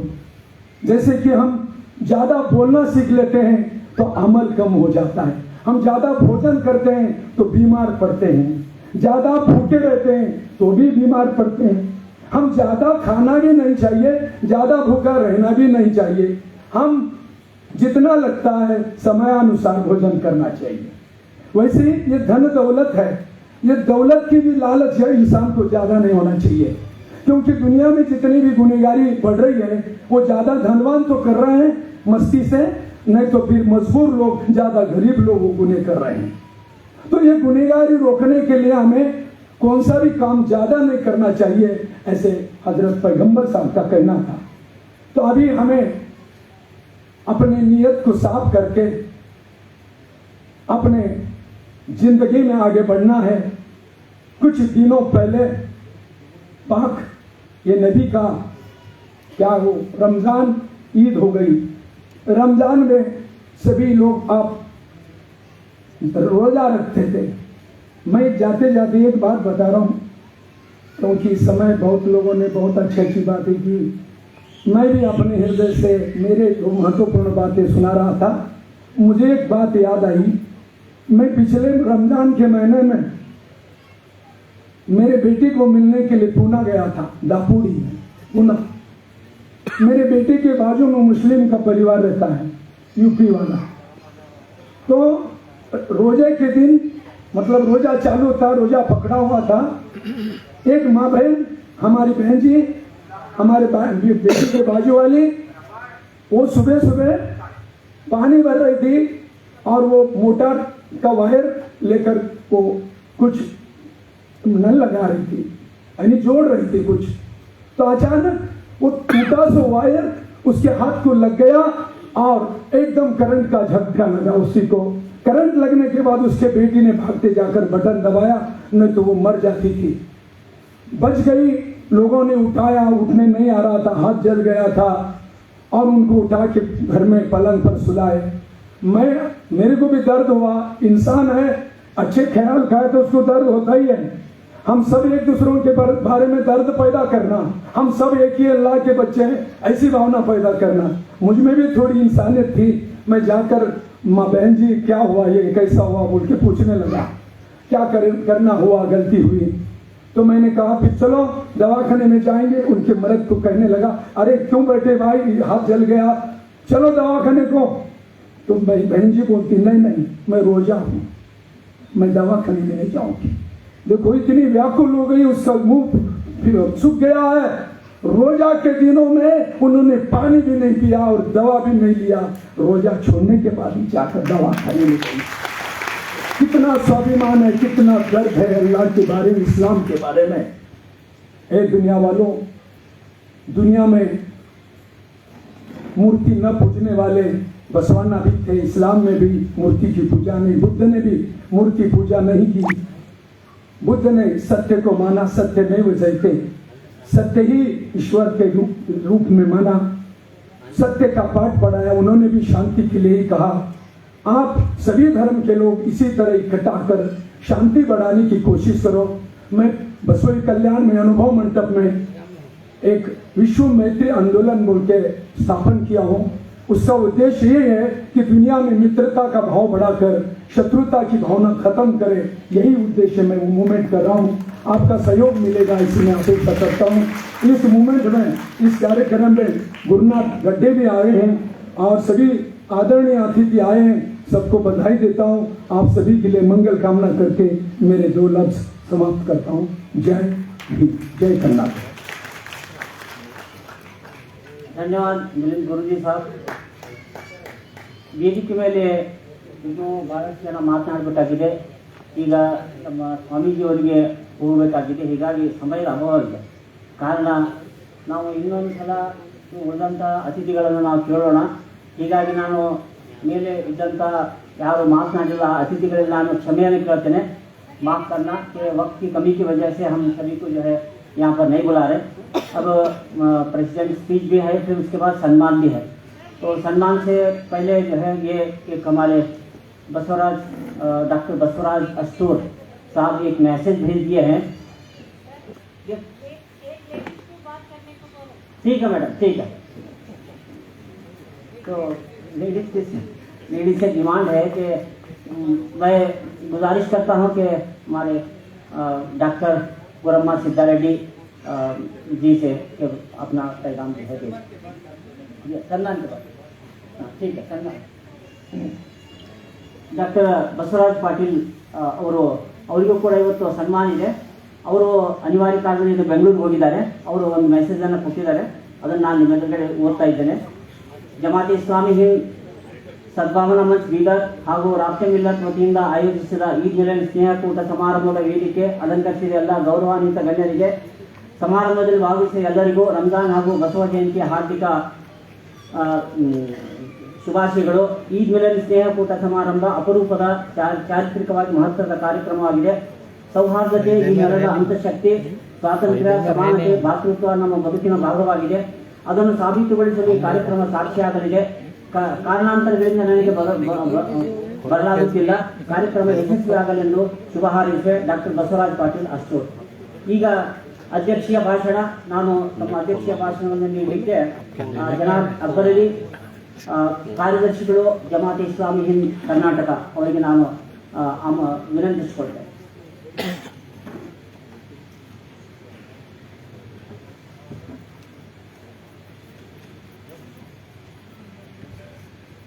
अल्लाहु अकबर, अल्लाहु अकबर, अल्लाहु अकबर, ला इलाहा इल्लल्लाहु, अल्लाहु अकबर, अल्लाहु अकबर, वलिल्लाहिल हम्द. ಸರ್ವ ಸ್ತುತಿ ಸ್ತೋತ್ರಗಳು ನನ್ನನ್ನು, ನಿಮ್ಮನ್ನು, ಈ ಭೂಮಿ ಆಕಾಶಗಳನ್ನು ಹಾಗೂ ಅದರ ನಡುವೆ ಇರುವ ಸಕಲ ಚರಾಚರಗಳನ್ನು ಸೃಷ್ಟಿಸಿ ಪರಿಪಾಲಿಸುತ್ತಿರುವ ಆ ಏಕೈಕನು, ಮಹೋನ್ನತನು, ಆದಿಯು ಅನಂತನಾದಂತಹ ನಮ್ಮೆಲ್ಲರ ಸೃಷ್ಟಿಕರ್ತನಿಗೆ ಮೀಸಲು. ಆತನ ಅಪಾರ ಅನುಗ್ರಹಗಳು ವರ್ಷಿಸಲಿ. ಮಾನವ ಕಲ್ಯಾಣಕ್ಕಾಗಿ, ಮಾನವ ಮಾರ್ಗದರ್ಶನಕ್ಕಾಗಿ ಆಗಮಿಸಿದ ಸಕಲ ಪ್ರವಾದಿಗಳ ಮೇಲೆ, ಸಕಲ ಸಂದೇಶ ವಾಹಕರುಗಳ ಮೇಲೆ ಹಾಗೂ ಆತನ ಎಲ್ಲ ಸತ್ಯಸಂಧ ದಾಸರುಗಳ ಮೇಲೆ, ವೇದಿಕೆಯ ಮೇಲೆ ಉಪಸ್ಥಿತರಿರುವ ಗಣ್ಯರೇ ಹಾಗೂ ವೇದಿಕೆಯ ಮುಂಭಾಗದಲ್ಲಿರುವಂತಹ ನನ್ನೆಲ್ಲ ಸಹೋದರ ಸಹೋದರಿಯರೇ, ಹಿರಿಯರೇ, ಮುದ್ದು ಮಕ್ಕಳೇ, ಅಸ್ಸಲಾಮು ಅಲೈಕುಂ ವರಹಮತುಲ್ಲಾಹಿ ವಬರಕಾತು.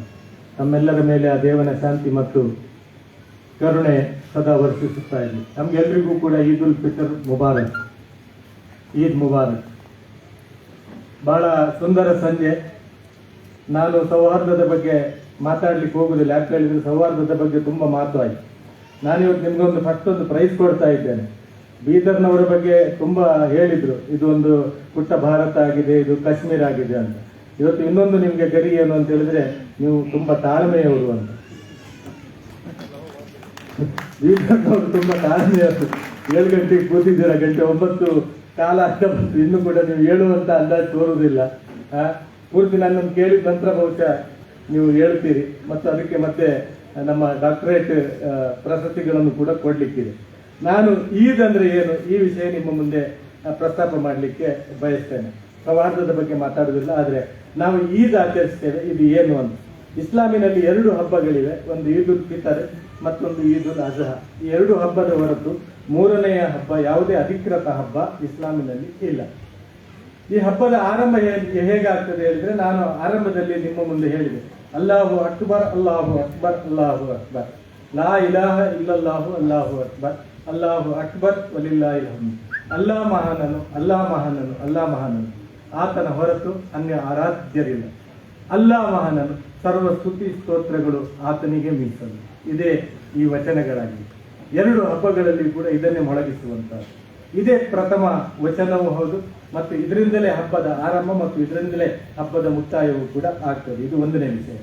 2ನೇ ವಿಷಯ, ಇವತ್ತು ಇಲ್ಲಿ ಜಮಾತೆ ಇಸ್ಲಾಮಿ ಸದ್ಭಾವನಾ ವೇದಿಕೆ ರಾಬಿತೆ ಮಿಲ್ಲತ್ ಯಾಕೆ ಈ ಕಾರ್ಯಕ್ರಮ ಆಯೋಜಿಸಿದೆ ಅಂದ್ರೆ, ನಾವು ಎಲ್ಲ ಹಬ್ಬಗಳನ್ನು ಕೂಡ ಇದೇ ರೀತಿ ಸೇರಿ ಮಾಡಬೇಕು ಅಂತ. ಕೇವಲ ರಂಜಾನ್ ಹಬ್ಬ ಮಾತ್ರ ಅಲ್ಲ, ಇಫ್ತಾರ್ ಕೂಟ ಮಾತ್ರ ಅಲ್ಲ, ನಮ್ಮ ಎಲ್ಲ ಜಯಂತಿಗಳು ಹಬ್ಬಗಳು ನಾವೆಲ್ಲ ಹೀಗೆ ಕೂಡಿ ಮಾಡ್ಬೇಕು. ಯಾಕೆ ಅಂತೇಳಿ ಕೇಳ್ಬೋದು ನೀವು. ಯಾಕಂದ್ರೆ ನಾನು ಬಾಲ್ಯದಲ್ಲಿರುವಾಗ ನಮ್ಮ ಹಿರಿಯರು ಹಬ್ಬಗಳನ್ನೆಲ್ಲ ಹಾಗೆ ಆಚರಿಸ್ತಾ ಇದ್ದರು. ಬೇರೆಯವರ ಮನೆಯಿಂದ ಹಬ್ಬ ಆದ್ರೆ ಏನಾದ್ರೂ ಬರ್ತದೆ ಅಂತ ನಾವೆಲ್ಲ ಕಾಯ್ತಾ ಕೂತ್ಕೊಳ್ತಿದ್ದೇವೆ. ಅದು ಯಾರದ್ದೇ ಹಬ್ಬ ಆಗಿರ್ಲಿ, ಏನಾದ್ರೂ ನಮ್ಗೆ ತಿಂಡಿ ಬರ್ತದೆ ಅಂತ, ಏನಾದ್ರೂ ಸ್ವೀಟ್ ಬರ್ತದೆ, ಪಾಯಸ ಬರ್ತದೆ, ಚಾಕ್ಲೇಟ್ ಬರ್ತದೆ, ಏನಾದ್ರೂ ಕಡುಬು ಬರ್ತದೆ ಅಂತೇಳಿ ನಾವೆಲ್ಲರೂ ಕೂಡ ಕಾಯ್ತಾ ಇರುವವರು. ಆದ್ರೆ ಇವತ್ತೇನಾಗಿದೆ ಅಂದ್ರೆ, ಯಾರದ್ದಾದ್ರೂ ಹಬ್ಬ ಬಂದ್ರೆ ಹಬ್ಬ ಯಾವಾಗ ಮುಗೀತದೆ ಅಂತ ಹೇಳುವಂತಹ ಒಂದು ಆತಂಕದಲ್ಲಿ ನಾವೆಲ್ಲರೂ ಇದ್ದೇವೆ. ಪೊಲೀಸ್ ಇಲ್ಲದೆ ಯಾವುದೇ ಹಬ್ಬ ಆಚರಣೆ ಮಾಡಲಿಕ್ಕೆ ಸಾಧ್ಯ ಇಲ್ಲ ಹೇಳುವಂತ ಪರಿಸ್ಥಿತಿಗೆ ನಮ್ಮ ಸಮಾಜವನ್ನು ನಾವು ಹಾಳು ಮಾಡಿಬಿಟ್ಟಿದ್ದೇವೆ. ಅದು ಯಾರು ಮಾಡಿದ್ದಾರೆ, ಯಾಕೆ ಮಾಡಿದ್ದಾರೆ ಅದೆಲ್ಲ ಬೇರೆ ವಿಷಯ. ಆದ್ರೆ ನಾವು ಬುದ್ಧಿವಂತರು ಏನ್ ಮಾಡ್ಬೇಕಂದ್ರೆ, ಇನ್ನು ಮುಂದೆ ಆದ್ರೂ ಹಬ್ಬಗಳನ್ನು ಒಟ್ಟಾಗಿ ಆಚರಿಸುವಂತಹ ಒಂದು ಕಾರ್ಯಕ್ರಮಕ್ಕೆ ನಾವೆಲ್ಲರೂ ಕೂಡ ಅಣಿಯಾಗಬೇಕು. ಯಾಕಂದ್ರೆ ಯಾವ ದೇಶವನ್ನು ನಮ್ಮ ಹಿರಿಯರು ನಮಗೆ ಕೊಟ್ಟರೋ ಆ ಭಾರತವನ್ನು ನಾವು ನಮ್ಮ ಬರುವಂತಹ ಪೀಳಿಗೆಗೆ ವರ್ಗಾಯಿಸಬೇಕಾದ್ದು ನಂದು ನಿಮ್ದು ಎಲ್ಲರೂ ಕರ್ತವ್ಯ. ಅಂತಹ ಬರುವಂತಹ ಪೀಳಿಗೆಗೆ ಅಂತಹ ಒಂದು ಸುಂದರವಾದಂತಹ ಭಾರತವನ್ನು ವರ್ಗಾಯಿಸಲಿಕ್ಕೆ ನಮಗೂ ನಿಮ್ಗೆಲ್ರಿಗೂ ಸೇರಿ ಸಾಧ್ಯ ಆಗಬೇಕು. ಅದು ಬೀದರ್ನಿಂದ ಆರಂಭವಾಗಿ. 2ನೇ ವಿಷಯ, ಈದ್ ಅಂದ್ರೆ ಏನು ಅಂತ. ಈದ್ ಅಂದ್ರೆ ಅಲ್ಲಾಹನ ಪ್ರವಾದಿ ಹೇಳುತ್ತಾರೆ, ಅದು ಕೃತಜ್ಞತೆ ಅಂತ. ಈದಿನ ಪ್ರಥಮ ಕೆಲಸವೇ ನಮಾಜ್ ಮಾಡುವಂಥದ್ದು. 2 ಯೂನಿಟ್ 2 ರಕಾತ್ ನಮಾಜ್ ಮಾಡುವಂಥದ್ದು. ಈದ್ಗಾಗಳಿಗೆ ಹೋಗಿಯೂ ಮಾಡಬಹುದು ಅಥವಾ ಮಸೀದಿಗಳಲ್ಲಿ ಮಾಡಬಹುದು. ಪ್ರವಾದಿಗಳು ಹೇಳಿದ್ರು, ಈದಿನ ದಿವಸ ನೀವು ಕೃತಜ್ಞತೆ ಅರ್ಪಿಸಬೇಕು. ಯಾಕೆ ಕೃತಜ್ಞತೆ ಅಂತ? ಕೃತಜ್ಞತೆ ಯಾಕೆ ಅಂತ ಹೇಳಿದ್ರೆ, 1 ತಿಂಗಳ ಉಪವಾಸ ವ್ರತ ನೀವು ಆಚರಿಸಿದ್ದೀರಿ. ಆ ಉಪವಾಸ ವ್ರತ ಯಾಕೆ ಅಂತ ಹೇಳಿದ್ರೆ, ಕುರಾನ್ ಹೇಳ್ತದೆ, ಅಧ್ಯಾಯ 2 ಸೂಕ್ತ 185ರಲ್ಲಿ, ಶಹರು ರಮಜಾನ್ ಅಲ್ಲದಿ ಉಂಜಿಲ ಫೀಹಿಲ್ ಕುರಾನ್ ಹುದಲ್ ಲಿನ್ನಾಸಿ ಬಯ್ಯಿನಾತಿನ್ ಮಿನಲ್ ಹುದಾ ವಲ್ ಫುರ್ಕಾನ್ ಫಮನ್ ಶಹಿದ ಮಿನ್ಕುಮ್ ಅಶ್ಶಹರು ಫಲ್ಯಸುಮ್. ಮಾನವರಿಗೆ ಸಾಧ್ಯಂತ ಸನ್ಮಾರ್ಗ, ಮಾರ್ಗದರ್ಶಕ ಮತ್ತು ಸತ್ಯಾಸತ್ಯತೆಗಳಲ್ಲಿರುವ ಅಂತರವನ್ನು ಸುವ್ಯಕ್ತವಾಗಿ ತಿಳಿಸುವಂತಹ ಶಿಕ್ಷಣಗಳನ್ನೊಳಗೊಂಡ ಕುರ್ಆನ್ ಅವತೀರ್ಣಗೊಂಡ ತಿಂಗಳು ರಮಜಾನ್ ಆಗಿರುತ್ತದೆ. ಆದುದರಿಂದ ಯಾರಾದರೂ ಈ ಮಾಸವನ್ನು ಪಡೆದರೆ ಅವನು ಈ ಮಾಸದ ಪೂರ್ತಿ ಉಪವಾಸ ವ್ರತವನ್ನು ಆಚರಿಸಿದೆ ಅಂತ. ಅಂದ್ರೆ ಈ ಜಗತ್ತಿಗೆ ಒಂದು ಗ್ರಂಥ ಬಂದಿದೆ, ಅದು ಮೊದಲೇ ಬಂದಂತಹ ಗ್ರಂಥ ಅಲ್ಲ. ಅದಕ್ಕೆ ಮೊದಲು ಕೂಡ ಲಕ್ಷಾಂತರ ಪ್ರವಾದಿಗಳು ಈ ಜಗತ್ತಿಗೆ ಬಂದಿದ್ದಾರೆ, ಲಕ್ಷಾಂತರ ಗ್ರಂಥಗಳು ಈ ಜಗತ್ತಿಗೆ ಬಂದಿದೆ. ಕೊನೆಯ ಗ್ರಂಥವಾಗಿ ನಾನು ಕುರಾನನ್ನು ಕಳಿಸ್ತಾ ಇದ್ದೇನೆ, ಅದು ಇಡೀ ಮಾನವ ಕುಲಕ್ಕೆ ಆಗಿದೆ ಅಂತ. ಅದು ಕೇವಲ ಮುಸ್ಲಿಮರ ಸೊತ್ತಲ್ಲ. ಮುಸ್ಲಿಮರು ಅದನ್ನು ತಮ್ಮ ಸೊತ್ತಿನಂತೆ ರಕ್ಷಣೆ ಮಾಡಿ ಇಟ್ಕೊಂಡಿದ್ದಾರೆ ಅಷ್ಟೇ ಬಿಟ್ರೆ, ಕುರಾನ್ ಇಡೀ ಮಾನವ ಕುಲಕ್ಕೆ ಬಂದಂತಹ ಗ್ರಂಥ. ಕುರಾನಿನ ಬಗ್ಗೆ ಅಲ್ಲಾಹನು ಹೇಳುವಂಥದ್ದು, ಇಡೀ ಮಾನವರಿಗಾಗಿ ನಾನು ಕಳಿಸಿದ್ದೇನೆ ಅಂತ. ಮತ್ತು ಯಾರಿಗೆ ಆ ಗ್ರಂಥವನ್ನು ಆ ಅಲ್ಲಾಹನು ಕೊಟ್ಟನೋ ಆ ಪ್ರವಾದಿಯ ಬಗ್ಗೆ ಅಲ್ಲಾಹನು ಹೇಳುವಂಥದ್ದು, ಅವರು ರಹಮತುಲ್ಲಿಲ್ ಆಲಮೀನ್ ಅಂತ. ಇಡೀ ಜಗತ್ತಿನ ಮನುಷ್ಯರಿಗೆ ಅವರನ್ನು ಅನುಗ್ರಹ ಮಾಡಿ ನಾನು ಕಳುಹಿಸಿದ್ದೇನೆ ಅಂತ. ಅಂದ್ರೆ ಪ್ರವಾದಿಗಳು ಕೂಡ ಇಡೀ ಮಾನವ ಕುಲಕ್ಕೆ ಬಂದವರು, ಅದೇ ರೀತಿಯಲ್ಲಿ ಗ್ರಂಥವು ಕೂಡ ಎಲ್ಲ ಮಾನವ ಕುಲಕ್ಕೆ ಬಂದಂತಹ ಗ್ರಂಥ. ಆ ಗ್ರಂಥ ಬಂದಿದೆ ಹೇಳುವಂತಹ ಕಾರಣಕ್ಕೆ ನೀವು 1 ತಿಂಗಳ ಉಪವಾಸ ವ್ರತವನ್ನು ಆಚರಿಸಬೇಕಂತೇಳಿ ಹೇಳಲಾಯಿತು. ಅದರ ಸೆಲೆಬ್ರೇಟ್ ಆಗಿ ನೀವು ಏನು ಮಾಡಬೇಕು, 1 ತಿಂಗಳ ನಂತರ ನೀವು ಒಂದು ಕೃತಜ್ಞತಾ ರೂಪದಲ್ಲಿ ನಿಮಗೆ ಗ್ರಂಥ ಕೊಡಲಾಯಿತು. 1 ತಿಂಗಳ ಉಪವಾಸ ವ್ರತವನ್ನು ಆಚರಿಸಲಿಕ್ಕೆ ಹೇಳಲಾಯಿತು. 1 ತಿಂಗಳ ಉಪವಾಸ ಆಚರಿಸುವಂತಹ ಶಕ್ತಿಯನ್ನು, ಸ್ಥೈರ್ಯವನ್ನು ನಿಮಗೆ ನೀಡಲಾಯಿತು. ನಿಮಗೆ ಒಂದು ರೀತಿಯಿಂದ ಒಳಗಡೆ ಶುಚಿಗೊಳಿಸಲಾಯಿತು, ನಿಮ್ಮ ಹೃದಯದ ಶುಚೀಕರಣ ಆಯಿತು. ಇದಕ್ಕಾಗಿ ನೀವು ಕೃತಜ್ಞತೆಯನ್ನು ಸಲ್ಲಿಸಬೇಕು ಅಂತೇಳಿ ಹೇಳಲಾಯಿತು. ಇದು 1ನೇ ಕೆಲಸ, ಹಬ್ಬದ ದಿವಸ. 2ನೇ ಕೆಲಸ ಏನು ಅಂತ ಹೇಳಿದ್ರೆ, ಈದ್ ಹೇಳಿದ್ರೆ ಪ್ರವಾದಿಗಳು ಹೇಳಿದ್ರು ಅದು ಫಲಗಳಿಕೆಯ ದಿವಸ ಅಂತ. ಫಲಗಳಿಕೆಯ ದಿವಸ ಏನು ಹೇಗೆ ಅಂತ ಹೇಳಿದ್ರೆ, ಇದ್ದವರು ಇಲ್ಲದವರಿಗೆ ಕೊಡಬೇಕು ಅಂತ ಹೇಳಿ ಇಸ್ಲಾಂ ಆದೇಶಿಸ್ತದೆ. ಯಾರ ಬಳಿ ಸಂಪತ್ತಿದೆಯೋ ಆ ಸಂಪತ್ತು ನಿನ್ನ ಮಾತ್ರ ಹಕ್ಕಲ್ಲ, ಅದರಲ್ಲಿ ಬಡವರ ಹಕ್ಕಿದೆ, ನಿರ್ಗತಿಕರ ಹಕ್ಕಿದೆ, ಇಲ್ಲಿಯ ಅನಾಥರ ಹಕ್ಕಿದೆ, ಇಲ್ಲಿಯ ಮಹಿಳೆಯರ ಹಕ್ಕಿದೆ, ಇಲ್ಲಿಯ ಅಬಲೆಯರ ಹಕ್ಕಿದೆ, ಇಲ್ಲಿಯ ದಾರಿ ಹೋಕರ ಹಕ್ಕಿದೆ, ಇಲ್ಲಿಯ ಸ್ಲಮ್ ನಿವಾಸಿಗಳ ಹಕ್ಕಿದೆ, ಇಲ್ಲಿಯ ಫುಟ್ಪಾತ್ ಮೇಲೆ ಜೀವಿಸುವವರ ಹಕ್ಕಿದೆ ಅಂತ ಹೇಳಿ ಇಸ್ಲಾಂ ಹೇಳ್ತದೆ. ನಿನ್ನ ಸಂಪತ್ತಿನಲ್ಲಿ ಇಲ್ಲಿ ಎಲ್ಲರ ಹಕ್ಕಿದೆ. ಆ ಹಕ್ಕನ್ನು ನೀನು ಸಂದಾಯ ಮಾಡಬೇಕು. ಅದು ಯಾವ ರೀತಿಯ ಸಂದಾಯ ಮಾಡಬೇಕಂತ ಹೇಳಿದ್ರೆ, ಜಕಾತ್ ಹೇಳುವಂತಹ ಒಂದು ಕಡ್ಡಾಯ ದಾನವನ್ನು ನಿರ್ಬಂಧಗೊಳಿಸಲಾಯಿತು. 2.5% ನೀನು ಜಕಾತನ್ನು ನಿರ್ಬಂಧವಾಗಿ ಕೊಡಬೇಕು. 2.5% ಹೇಗಂತ ಹೇಳಿದ್ರೆ ಅದು ಕೇವಲ ಕರೆನ್ಸಿಯ ಮೇಲೆ ಮಾತ್ರ ಅಲ್ಲ. ಯಾರ ಹತ್ರ 40,000 ಇದೆ ಅವ 1,000 ತೆಗೆದು ಕೊಡ್ಬೇಕು. ಯಾರ ಬಳಿ 40 ಪವನ್ ಚಿನ್ನ ಇದೆ ಅವಳು 1 ಪವನ್ ಚಿನ್ನ ತೆಗೆದು ಕೊಡ್ಬೇಕು. ಯಾರ ಹತ್ರ ದನ, ಕರು, ಎಮ್ಮೆ, ಹಸುಗಳಿವೆಯೋ ಆ ಹಸುವಿನ ಜಕಾತ್ ಇದೆ. ಅದೇ ರೀತಿಯಲ್ಲಿ ದವಸ ಧಾನ್ಯಗಳ ಜಕಾತ್ ಇದೆ. ಅದೇ ರೀತಿಯಲ್ಲಿ ಖನಿಜ ಸಂಪತ್ತುಗಳ ಜಕಾತ್ ಇದೆ. ಪೆಟ್ರೋಲ್ ಡೀಸೆಲ್ಗಳ ಜಕಾತ್ ಇದೆ. ಯಾವುದೆಲ್ಲ ಉತ್ಪತ್ತಿ ಈ ಭೂಮಿಯಲ್ಲಿ ಅವನಿಗೆ ಸಿಗ್ತದೋ ಆ ಎಲ್ಲ ಉತ್ಪತ್ತಿಗಳ ಮೇಲೆ ಜಕಾತ್ ಇದೆ. ಅದರಲ್ಲಿ 2.5% ನೀವು ಪಾವತಿಸಬೇಕಂತ ಹೇಳಲಾಯಿತು. ಅಷ್ಟು ಮಾತ್ರ ಅಲ್ಲ, ಆಮೇಲೆ ಜಕಾತಿನ ಹತ್ರ ಮತ್ತೆ ಕುರಾನ್ ಹೇಳ್ತದೆ, ನೀವು ಇನ್ಫಾಕ್ ಮಾಡಿ, ನೀವು ಸದಕಾ ಮಾಡಿ, ನೀವು ಖೈರಾತ್ ಮಾಡಿ, ನೀವು ಉಸಿರು ಕೊಡಿ, ನೀವು ಕರ್ಜೆ ಹಸನ ಕೊಡಿ ಅಂತ. ಕರ್ಜೆ ಹಸನ ಅಂದ್ರೆ ಅಲ್ಲಾಹನಿಗೆ ನೀವು ಸಾಲ ಕೊಡಿ ಅಂತೇಳಿ ಕುರಾನ್ ಹೇಳ್ತದೆ. ನೋಡಿ, ನಮ್ಮಲ್ಲಿ ಎಲ್ಲಿ ಆದ್ರೂ ಮಸೀದಿಗೆ ಹೋಗುವಾಗ 1 ಪ್ಯಾಕೆಟ್ ಊದುಬತ್ತಿ ಆಗಲಿ, ಒಂದು ಕ್ಯಾಂಡಲ್ ಆಗಲಿ, ಒಂದು ತುಂಡು ಹೂವಿನ ತುಂಡಾಗಲಿ, ಹಣ್ಣುಕಾಯಿ ಆಗಲಿ ಏನ್ ತೆಗೆದುಕೊಂಡು ಹೋಗುವಂತದ್ದಿಲ್ಲ. ದೇವರಿಗಂತೇಳಿ ಇಸ್ಲಾಮಿನಲ್ಲಿ 1 ರೂಪಾಯಿ ಕೊಡುವುದಿಲ್ಲ. ದೇವರಿಗಂತ ಹೇಳಿ ಕೊಡುವಂತದ್ದು ಇಸ್ಲಾಮಿನಲ್ಲಿ 1 ರೂಪಾಯಿ ಕೂಡ ಇಲ್ಲ. ಆದ್ರೆ ಅಲ್ಲಾಹನು ಹೇಳ್ತಾನೆ, ನೀವು ಕರ್ಜೆ ಹಸನ ಕೊಡಿ, ನೀವು ನನಗೆ ಸಾಲ ಕೊಡಿ ಅಂತ. ಯಾರಿಗೆ? ಬಡವರಿಗೆ ಕೊಡಿ ಅಂತ, ಇಲ್ಲದವರಿಗೆ ಕೊಡಿ ಅಂತ. ಇಸ್ಲಾಂ ಹೇಳುವಂಥದ್ದು ಇನ್ನೊಂದು ಉದಾತ್ತವಾದಂತಹ ಮೌಲ್ಯ ಏನು ಅಂದ್ರೆ, ನಿನ್ನ ಹತ್ರ ಸಂಪತ್ತಿದ್ರೆ ಅದರ ಮಾಲೀಕ ನೀನು ಅಲ್ಲ ಅಂತ. ಯಾರ ಬಳಿ ಆದ್ರೂ ಸಂಪತ್ತಿದ್ರೆ ಅದರ ಮಾಲೀಕರು ನಾವು ಅಂತ ಇಸ್ಲಾಂ ಹೇಳ್ತದೆ. ಯಾವ ರೀತಿ ನಿನ್ನನ್ನು ಸೃಷ್ಟಿ ಮಾಡಿದವನ ಮಾಲೀಕ ಅವನು ಅಲ್ಲನೋ, ನೀನು ಈ ಸೃಷ್ಟಿಯ ಮೂಲಕ ನಾನು ಮಾಡಿದಂತ ಸೃಷ್ಟಿಯ ಕಾರಣದಿಂದಾಗಿ ನೀನು ಸಂಪತ್ತೆ ಏನು ನಿನಗೆ ಬಂಡವಾಳ ಬಂದಿದೆ, ಆ ಬಂಡವಾಳದ ಮಾಲೀಕ ನೀನಲ್ಲ, ಬಂಡವಾಳದ ಮಾಲೀಕ ನಾನು ಅಂತ ಅಲ್ಲ ಹೇಳ್ತಾನೆ. ನೀನು ಒಂದು ಕಸ್ಟಡಿಯನ್ನು ಮಾತ್ರ ಆಗಿ, ನಾನು ಇಲ್ಲಿ ಎಲ್ರಿಗೂ ಕೂಡ ಕೊಡುವುದಿಲ್ಲ, ನಾನು ಕೆಲವರಿಗೆ ಕೊಡುವುದು. ಆ ಕೊಡುವುದು ಕೂಡ ಪರೀಕ್ಷಿಸ್ಲಿಕ್ಕಾಗಿ ಅಂತ, ಕೊಡದೆ ಇರುವುದು ಕೂಡ ಪರೀಕ್ಷಿಸಲಿಕ್ಕಾಗಿ ಅಂತ. ಆ ಕಾರಣದಿಂದ ಸಂಪತ್ತು ಹೇಳುವಂಥದ್ದು ಅದು ಎಲ್ಲರ ಸ್ವತ್ತು. ನೀನು ಸಂಪತ್ತು ಸಂಪಾದನೆ ಆಗಿದೆ ಹೇಳುವ ಕಾರಣಕ್ಕೆ ನಿನಗೆ ಮನ ಬಂದಂತೆ ಖರ್ಚು ಮಾಡುವ ಹಾಗಿಲ್ಲ, ನೀನು ನಾನು ಹೇಳಿದಾಗೆ ಖರ್ಚು ಮಾಡಬೇಕು ಅಂತ ಹೇಳಿ ಇಸ್ಲಾಂ ಆದೇಶ ಕೊಡ್ತದೆ. ಆ ನಿಟ್ಟಿನಲ್ಲಿ ಆ ಫಲ ಏನು ಬಂದಿದೆ, ಅವನಿಗೆ ಗಳಿಕೆ ಏನು ಬಂದಿದೆ, ಅದನ್ನು ಕೊಟ್ಟವನು ಮತ್ತು ತೆಗೆದುಕೊಂಡವನು ಇಬ್ಬರು ಸೇರಿ ನಮ್ಗೆ ಇನ್ನಷ್ಟು ಕೊಡು ಅಂತೇಳಿ ಬೇಡುವ ದಿವಸ ಆಗಿದೆ ಈದಂತ ಪ್ರವಾದಿಗಳು ಹೇಳಿದ್ರು. ಕೊಟ್ಟವನಿಗೂ ಕೂಡ ಕೊಡು ಅಂತೇಳಿ ಆ ತಕೊಂಡವನಿದ್ದಾನಲ್ಲ ಅವ ಬೇಡಬೇಕು.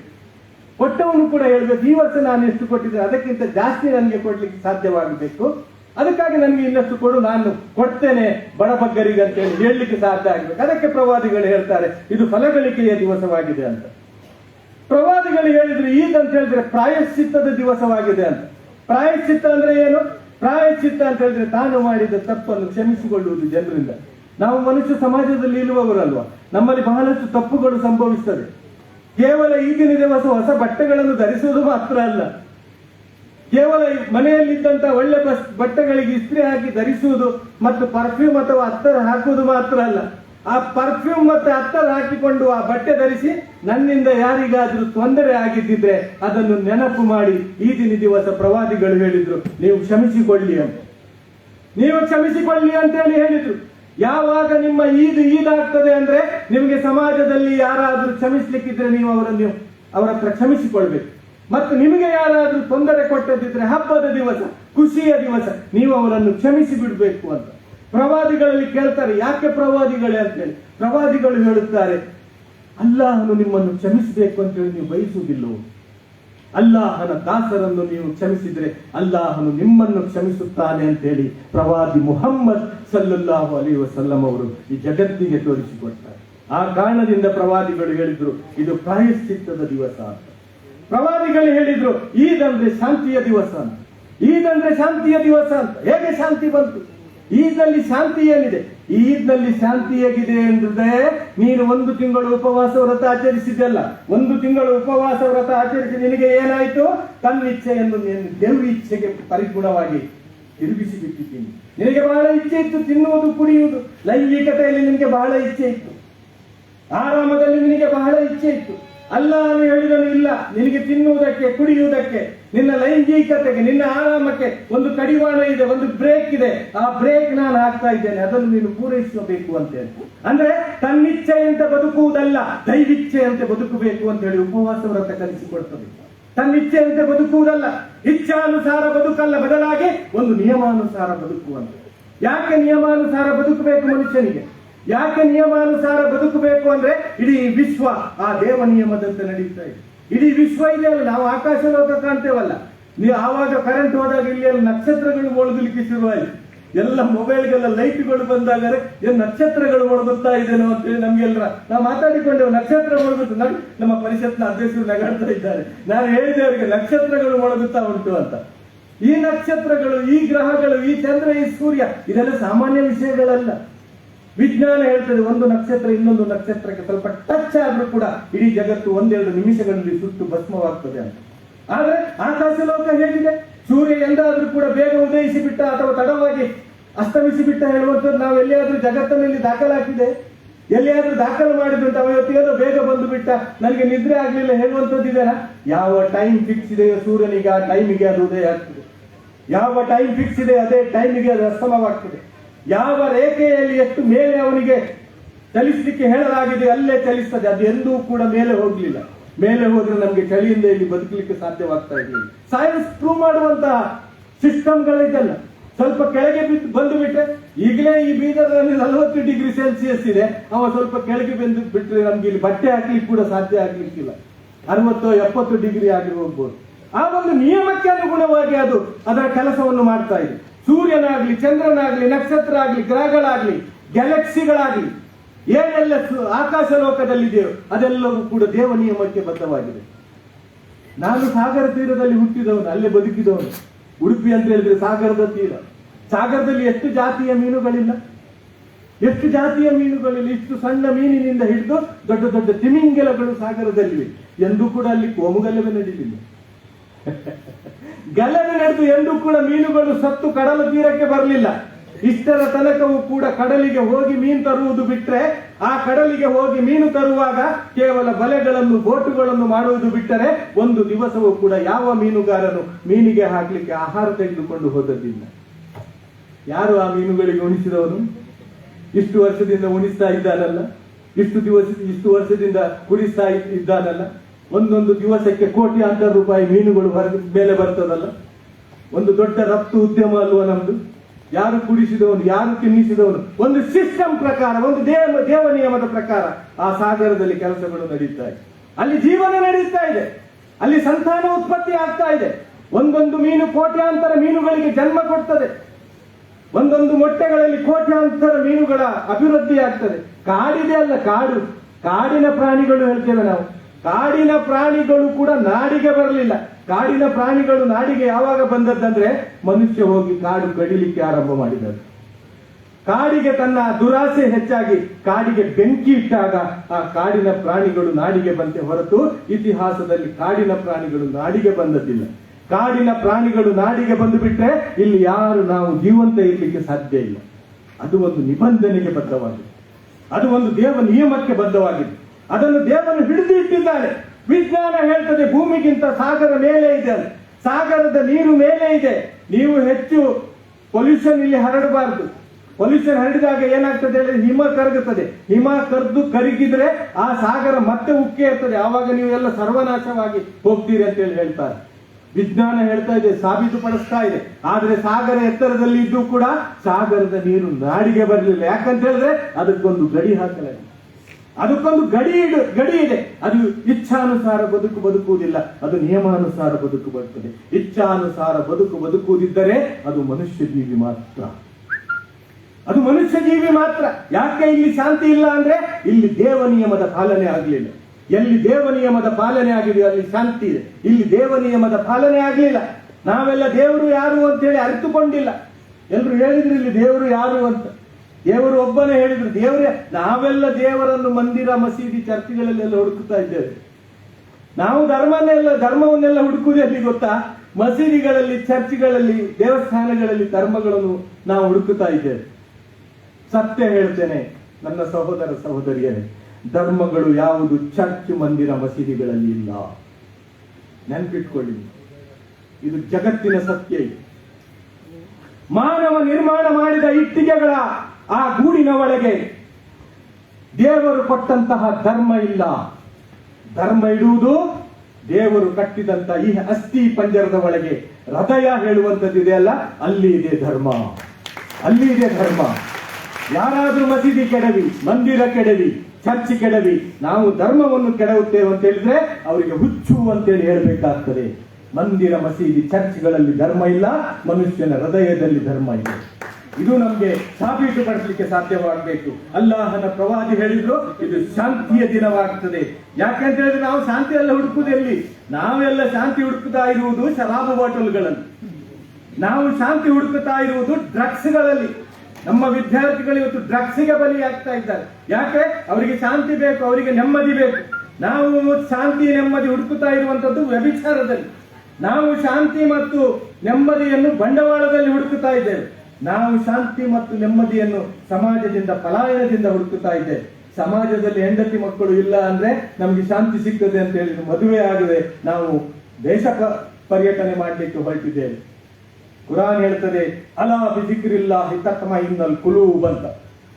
ದೇವ ಸ್ಮರಣೆಯಲ್ಲಿ ನಿಮಗೆ ಶಾಂತಿ ಇದೆ ಅಂತ ಹೇಳಿ ಕುರಾನ್ ಹೇಳ್ತದೆ. ನೀವು ದೇವ ಸ್ಮರಣೆಗೆ ನಿಮ್ಮನ್ನು ನೀವು ಒಳಪಡಿಸುತ್ತೀರೋ ನಿಮಗೆ ಶಾಂತಿ ಸಾಧ್ಯವಾಗ್ತದೆ. ದೇವ ಸ್ಮರಣೆಯಲ್ಲಿ ಶಾಂತಿ ಇದೆ. ಶಾಂತಿ ನೋಡಿ, ಮೊನ್ನೆ ಏನಾಯ್ತು ನಮ್ಮ ಇದರಲ್ಲಿ ಹೈದರಾಬಾದ್ ನಲ್ಲಿ ನಾಗರಾಜ್ ಮತ್ತು ಹಸ್ರೀನ್ ಸುಲ್ತಾನ್ ಪ್ರೀತಿಸಿಕೊಂಡ್ರು. ಆ ಪ್ರೀತಿಯನ್ನು ಸಹಿಸಲಿಕ್ಕೆ ಮುಬೀನ್ ಮತ್ತು ಮಸೂದ್ ರವರಿಗೆ ಆಗಲಿಲ್ಲ. ಇವತ್ತು ನಾವು ನಾಗರಾಜರ ಕೊಲೆಯನ್ನು ಖಂಡಿಸ್ತಾ ಇದ್ದೇವೆ ಈ ವೇದಿಕೆಯ ಮೂಲಕ. ನಾಗರಾಜರ ಕೊಲೆ ಅನ್ಯಾಯದಿಂದ ಆಗಿದೆ ಅಂತೇಳಿ ನಾವು ಖಂಡಿಸ್ತಾ ಇದ್ದೇವೆ. ಅದು ನಾಗರಾಜರ ಕೊಲೆ ಆಗಿರ್ಬೋದು ಅಥವಾ ಬೆಳಗಾಂನಲ್ಲಿ ನಡೆದಂತಹ ಅರ್ಬಾಜ್ನ ಕೊಲೆ ಆಗ್ಬೋದು, ಎರಡನ್ನೂ ಕೂಡ ನಾವು ಸಮಾನ ರೀತಿಯಲ್ಲಿ ಖಂಡಿಸ್ತೇವೆ. ಯಾಕೆಂದ್ರೆ ಯಾರಿಗೂ ಯಾರ ಜೀವ ತೆಗೆಯುವಂತಹ ಅಧಿಕಾರ ಇಲ್ಲ, ಯಾರಿಗೂ ಇಲ್ಲ.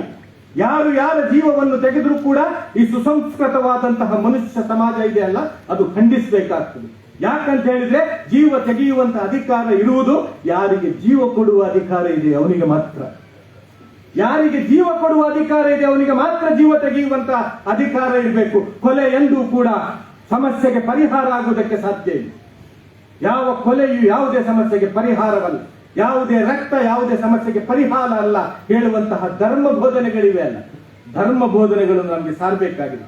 ಅಲ್ಲಾಹನ ಪ್ರವಾದಿ ಹೇಳಿದ್ರು, ಈದ್ ಹೇಳಿದ್ರೆ ಅದು ಸ್ಮರಣೆಯಾಗಿದೆ. ಈದ್ ಹೇಳಿದ್ರೆ ಸ್ಮರಣೆಯಾಗಿದೆ, ನೀವು ಸ್ಮರಿಸಬೇಕು. ಕೇವಲ ನೀವು ಹೊಸ ಬಟ್ಟೆ ಧರಿಸಿ ಪರ್ಫ್ಯೂಮ್ ಅತ್ತರ್ ಹಾಕಿ ತಿರುಗಿದ್ರೆ ಆಗುದಿಲ್ಲ. ಯಾರು ನಿಮ್ಮಲ್ಲಿ, ನಿಮ್ಮ ಕುಟುಂಬದಲ್ಲಿ, ನಿಮ್ಮ ಸಂಸಾರದಲ್ಲಿ ಬಡವರಿದ್ದಾರೆ ಅವರಿಗೆ ಭೇಟಿ ಮಾಡಬೇಕು. ಅವರ ಆರೋಗ್ಯ ಕ್ಷೇಮ ಉಪಚರಿಸಬೇಕು. ನೀವು ಮನೆಯಲ್ಲಿ ಬೆಡ್ಡಿನಲ್ಲಿ ಮಲಗಿರ್ಬೋದು, ಆಸ್ಪತ್ರೆಯಲ್ಲಿ ಇರ್ಬೋದು. ಅಲ್ಲಾಹನ ಪ್ರವಾದಿ ಹೇಳಿದ್ರು, ನೀವು ಆಸ್ಪತ್ರೆಗಳಿಗೆ ಹೋಗಿ, ನೀವು ಮನೆಗಳಿಗೆ ಹೋಗಿ, ಅಲ್ಲಿರುವಂತಹ ಮಹಿಳೆಯರೊಂದಿಗೆ, ಅಲ್ಲಿರುವಂತಹ ಮಕ್ಕಳೊಂದಿಗೆ, ಅಲ್ಲಿರುವಂತಹ ಹಿರಿಯರೊಂದಿಗೆ ನೀವು ಸಂಭಾಷಣೆ ನಡೆಸಿ. ಹಬ್ಬದ ದಿವಸ ನೀವು ಪರಸ್ಪರ ಸಂಭಾಷಣೆ ನಡೆಸಿ ಪ್ರೀತಿಸಲಿಕ್ಕೆ ಕಲೀರಿ ಅಂತ ಹೇಳಿ ಅಲ್ಲಾಹನ ಪ್ರವಾದಿ ಹೇಳಿದ್ರು. ಅದು ಹೇಗೆ ಈದಾಗ್ತದೆ ಅಂತ. ನಮ್ಮಲ್ಲಿ ಕೆಲವರು ಕಬ್ರಸ್ಥಾನಗಳಿಗೆ ಹೋಗ್ತಾರೆ. ಯಾಕೆ ಹೋಗ್ತಾರೆ? ಅಲ್ಲಾಹನ ಪ್ರವಾದಿ ಹೇಳಿದ್ರು, ನೀವು ಕಬ್ರಸ್ಥಾನಗಳಿಗೆ ಭೇಟಿ ಕೊಡಬೇಕು ಅಂತ. ಅಲ್ಲಿ 2 ಡ್ಯೂಟೀಸ್ಗಳಿವೆ ನಿಮಗೆ ಕಬ್ರಸ್ಥಾನದಲ್ಲಿ.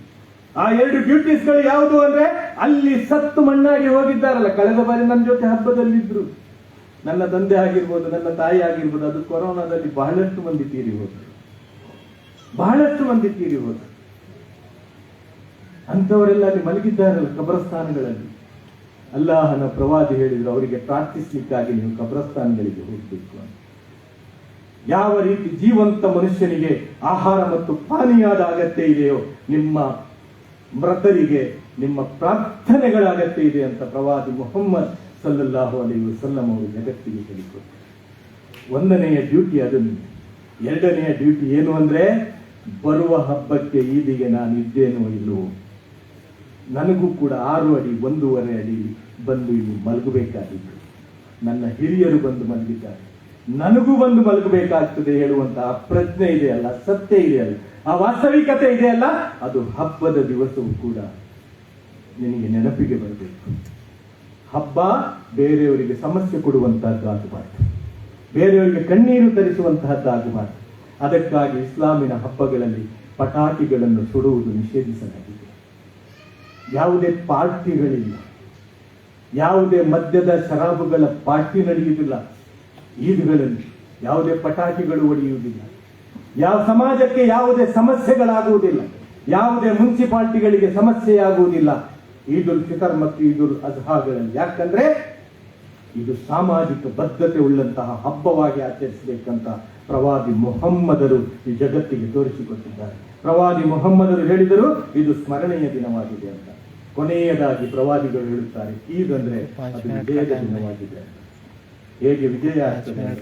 ಯಾವಾಗ ನಾನು ಮನುಷ್ಯನಾಗ್ತೇನೆ. ನಾವೆಲ್ಲರೂ ಕೂಡ ಏನು ಈ ಮನುಷ್ಯನ ಆಕಾರ ಪಡೆದಾಗ ಮನುಷ್ಯರಾಗ್ತೇವೆ ಅಂತ ಅಲ್ಲ, ನಮ್ಮ ಒಳಗಡೆ ಮನುಷ್ಯತ್ವ ಬರಬೇಕು, ನಮ್ಮ ಒಳಗಡೆ ಬರಬೇಕು ಮನುಷ್ಯತ್ವ ಹೇಳುವಂತ. ಈ ಸೂರತ್ ನೋಡಿ, ಈ ಮುಖ ನೋಡಿ ಅಲ್ಲ ಮನುಷ್ಯರು ಅಂತೇಳಿ ಗಣಿಸಲ್ಪಡುವಂತ, ಹೃದಯದೊಂದಿಗೆ ಬರಬಹುದು ಮನುಷ್ಯ ಅಂತ ಹೇಳುವಂತ. ಮನುಷ್ಯ ಯಾರು ಅಂದ್ರೆ ಅವನು ಬೇರೆಯವರನ್ನು ಪ್ರೀತಿಸುವವನೇ ಮನುಷ್ಯ, ಬೇರೆಯವನು ಅಪ್ಪಿಕೊಳ್ಳುವವನು ಮನುಷ್ಯ. ಪ್ರಾಣಿಗಳು ಮಾಡ್ತಾವಲ್ಲ, ಪಕ್ಷಿಗಳು ಮಾಡ್ತಾವಲ್ಲ, ಒಂದಕ್ಕೊಂದು ಅಕ್ಕರೆಯಿಂದ ಕರಿತಾವಲ್ಲ, ಕಾಗೆಯನ್ನು ಕಪ್ಪು ಕರಿಕಾಗೆ ಹೇಳ್ತೇವಲ್ಲ, ಏನಾದ್ರೂ ಒಂದು ವಸ್ತು ಸಿಕ್ಕಿದ್ರೆ ಕೂಗಿ ಕರಿತದಲ್ಲ, ಬಾ ಸೇರಿ ತಿನ್ನುವ ಅಂತ. ಮನುಷ್ಯ ಅದನ್ನು ನೋಡಿ ಕಲಿಬೇಕಾಗ್ತದೆ. ಮನುಷ್ಯ ಅಂದ್ರೆ ಪ್ರೀತಿ ಹಂಚುವವನು, ಮನುಷ್ಯ ಅಂದ್ರೆ ಪ್ರೀತಿ ಹಂಚುವವನು, ಬೇರೊಬ್ಬನನ್ನು ಪ್ರೀತಿಸುವವನು. ಯಾಕೆ ಪ್ರೀತಿಸಬೇಕು ಅಂತ ಹೇಳಿದ್ರೆ, ಜೀವನ ಒಂದು ಬಾರಿ ಮಾತ್ರ ಸಿಗುವುದು, ಬಾರಿ ಬಾರಿಯಲ್ಲಿ ಬರ್ಲಿಕ್ಕಿಲ್ಲ. ನಮಗೆ ಈ ಜಗತ್ತಿಗೆ ಇದೆ ಫಸ್ಟ್ ಬಂದಿದ್ದೇವೆ, ಈ ಜಗತ್ತಿಗೆ ಇದೆ ಲಾಸ್ಟ್. ಇದೇ ಫಸ್ಟ್ ಅಂಡ್ ಇದೆ ಲಾಸ್ಟ್. ಇದಕ್ಕೆ ಮೊದಲು ಬರಲಿಲ್ಲ, ಇದರ ನಂತರ ಬರಲಿಕ್ಕಿಲ್ಲ. ಮನುಷ್ಯನಾಗಿ ಒಂದು ಜೀವನ ಸಿಕ್ಕಿದೆ, ಅದನ್ನು ಸದುಪಯೋಗಪಡಿಸಿಕೊಳ್ಬೇಕು, ಮನುಷ್ಯನಾಗಿ ಬಾಳಬೇಕು, ಬೇರೆಯವರನ್ನು ಪ್ರೀತಿಸಬೇಕು. ಇವತ್ತು ಸಮಾಜ ಎಷ್ಟರ ತನಕ ಕೆಟ್ಟು ಹೋಗಿದೆ ಅಂದ್ರೆ, ಗಂಡನಿಗೆ ಪ್ರೀತಿಸ್ಲಿಕ್ಕೆ ಹೆಂಡತಿಗೆ ಪುರುಸತ್ತಿಲ್ಲ, ಹೆಂಡತಿಗೆ ಪ್ರೀತಿಸ್ಲಿಕ್ಕೆ ಗಂಡನಿಗೆ ಪುರುಸತ್ತಿಲ್ಲ, ಮಕ್ಕಳನ್ನು ಪ್ರೀತಿಸ್ಲಿಕ್ಕೆ ತಂದೆ ತಾಯಿಗಳಿಗೆ ಪುರುಸತ್ತಿಲ್ಲ. ಲೋಕದಲ್ಲಿ ಇದ್ದವರಿಗೆಲ್ಲ ಮೆಸೇಜ್ ಕಳಿಸ್ತೇವೆ, ಆದ್ರೆ ಮನೆಯ ಒಳಗೆ ಯಾರಿದ್ದಾರೆ ಅವರಿಗೆ ಯಾವುದೇ ಮೆಸೇಜ್ ಇಲ್ಲ.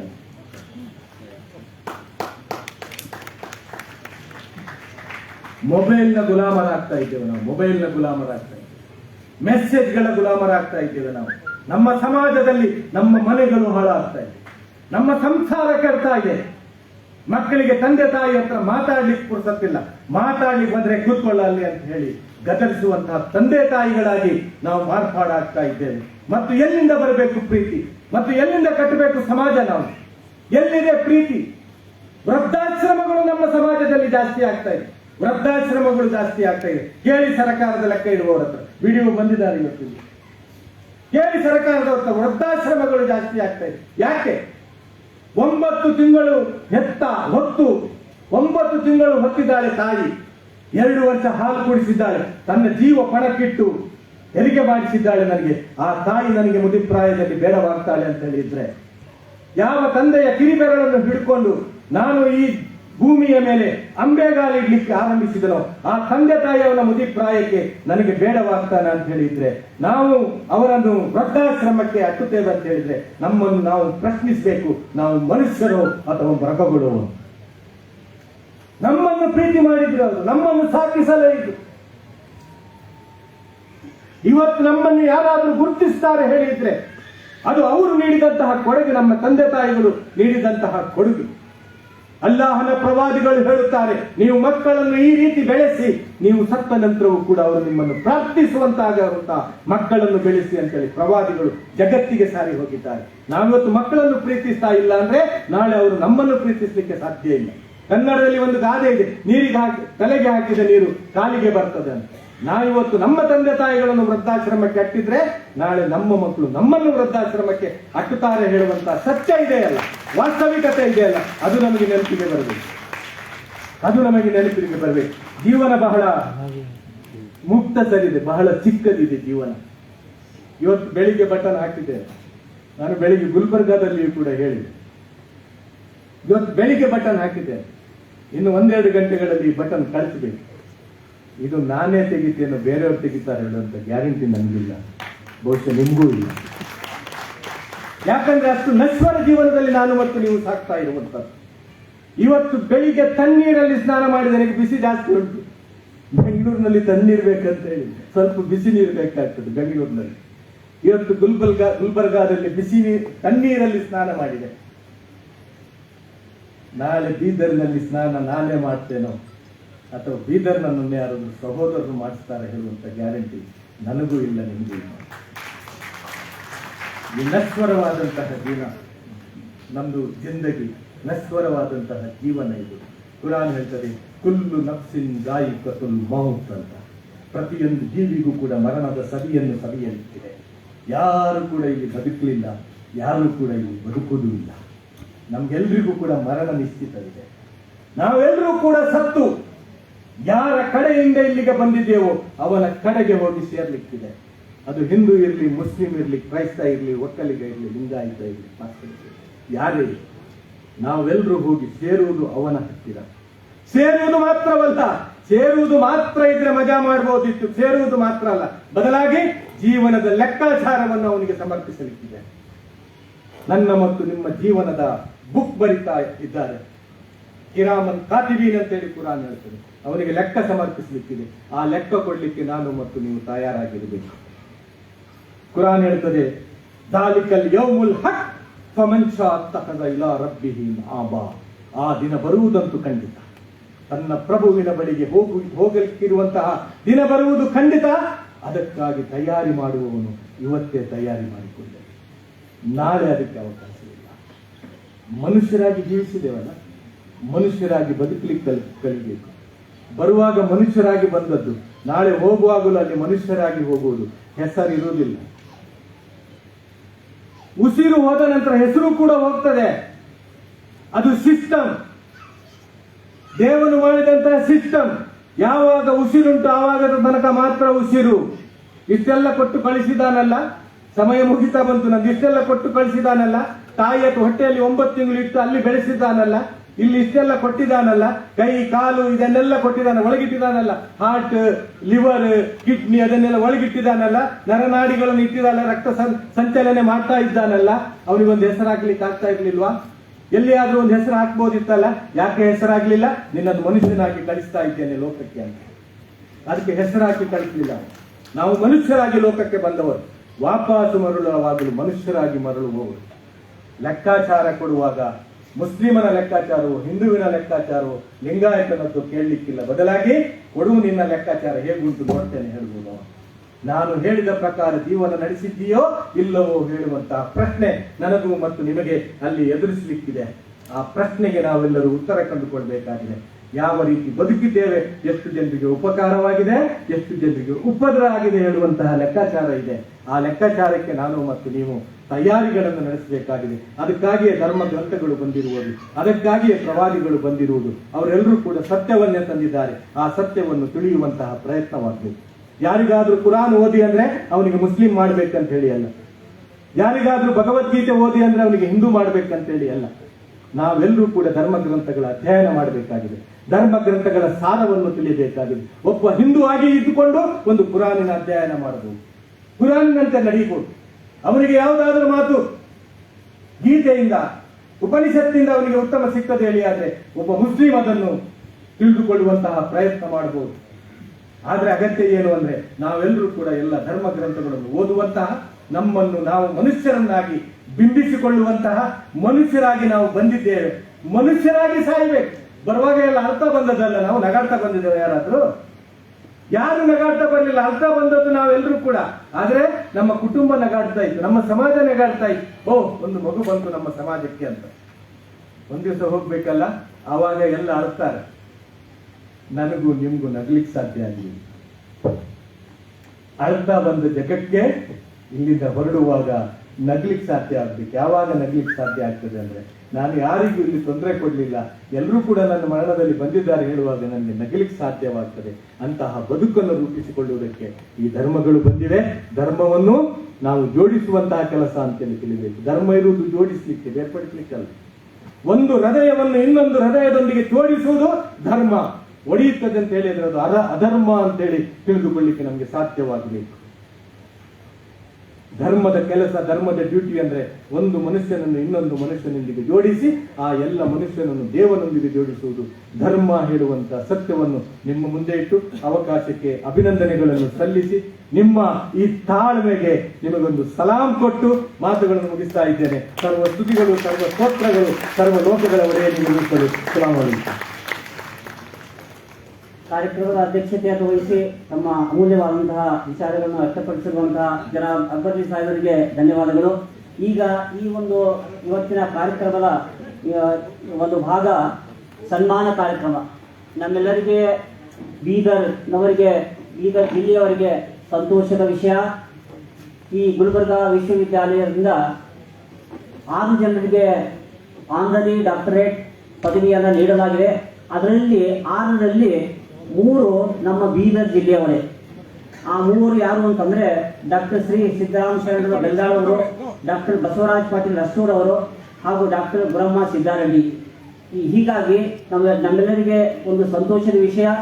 ಈ ಕಾರ್ಯಕ್ರಮದಲ್ಲಿ ನಾವು ಇವರನ್ನ ಹಾಗೂ ಇನ್ನೊಬ್ಬರು doctor Mohammed Ayaz Khan, Malaviya central Christian ಯೂನಿವರ್ಸಿಟಿಯಿಂದ ಇವರು ಕೂಡ ಆನರರಿ ಡಾಕ್ಟರೇಟ್ ಡಿಗ್ರಿಯನ್ನು ಪಡೆದುಕೊಂಡಿದ್ದಾರೆ.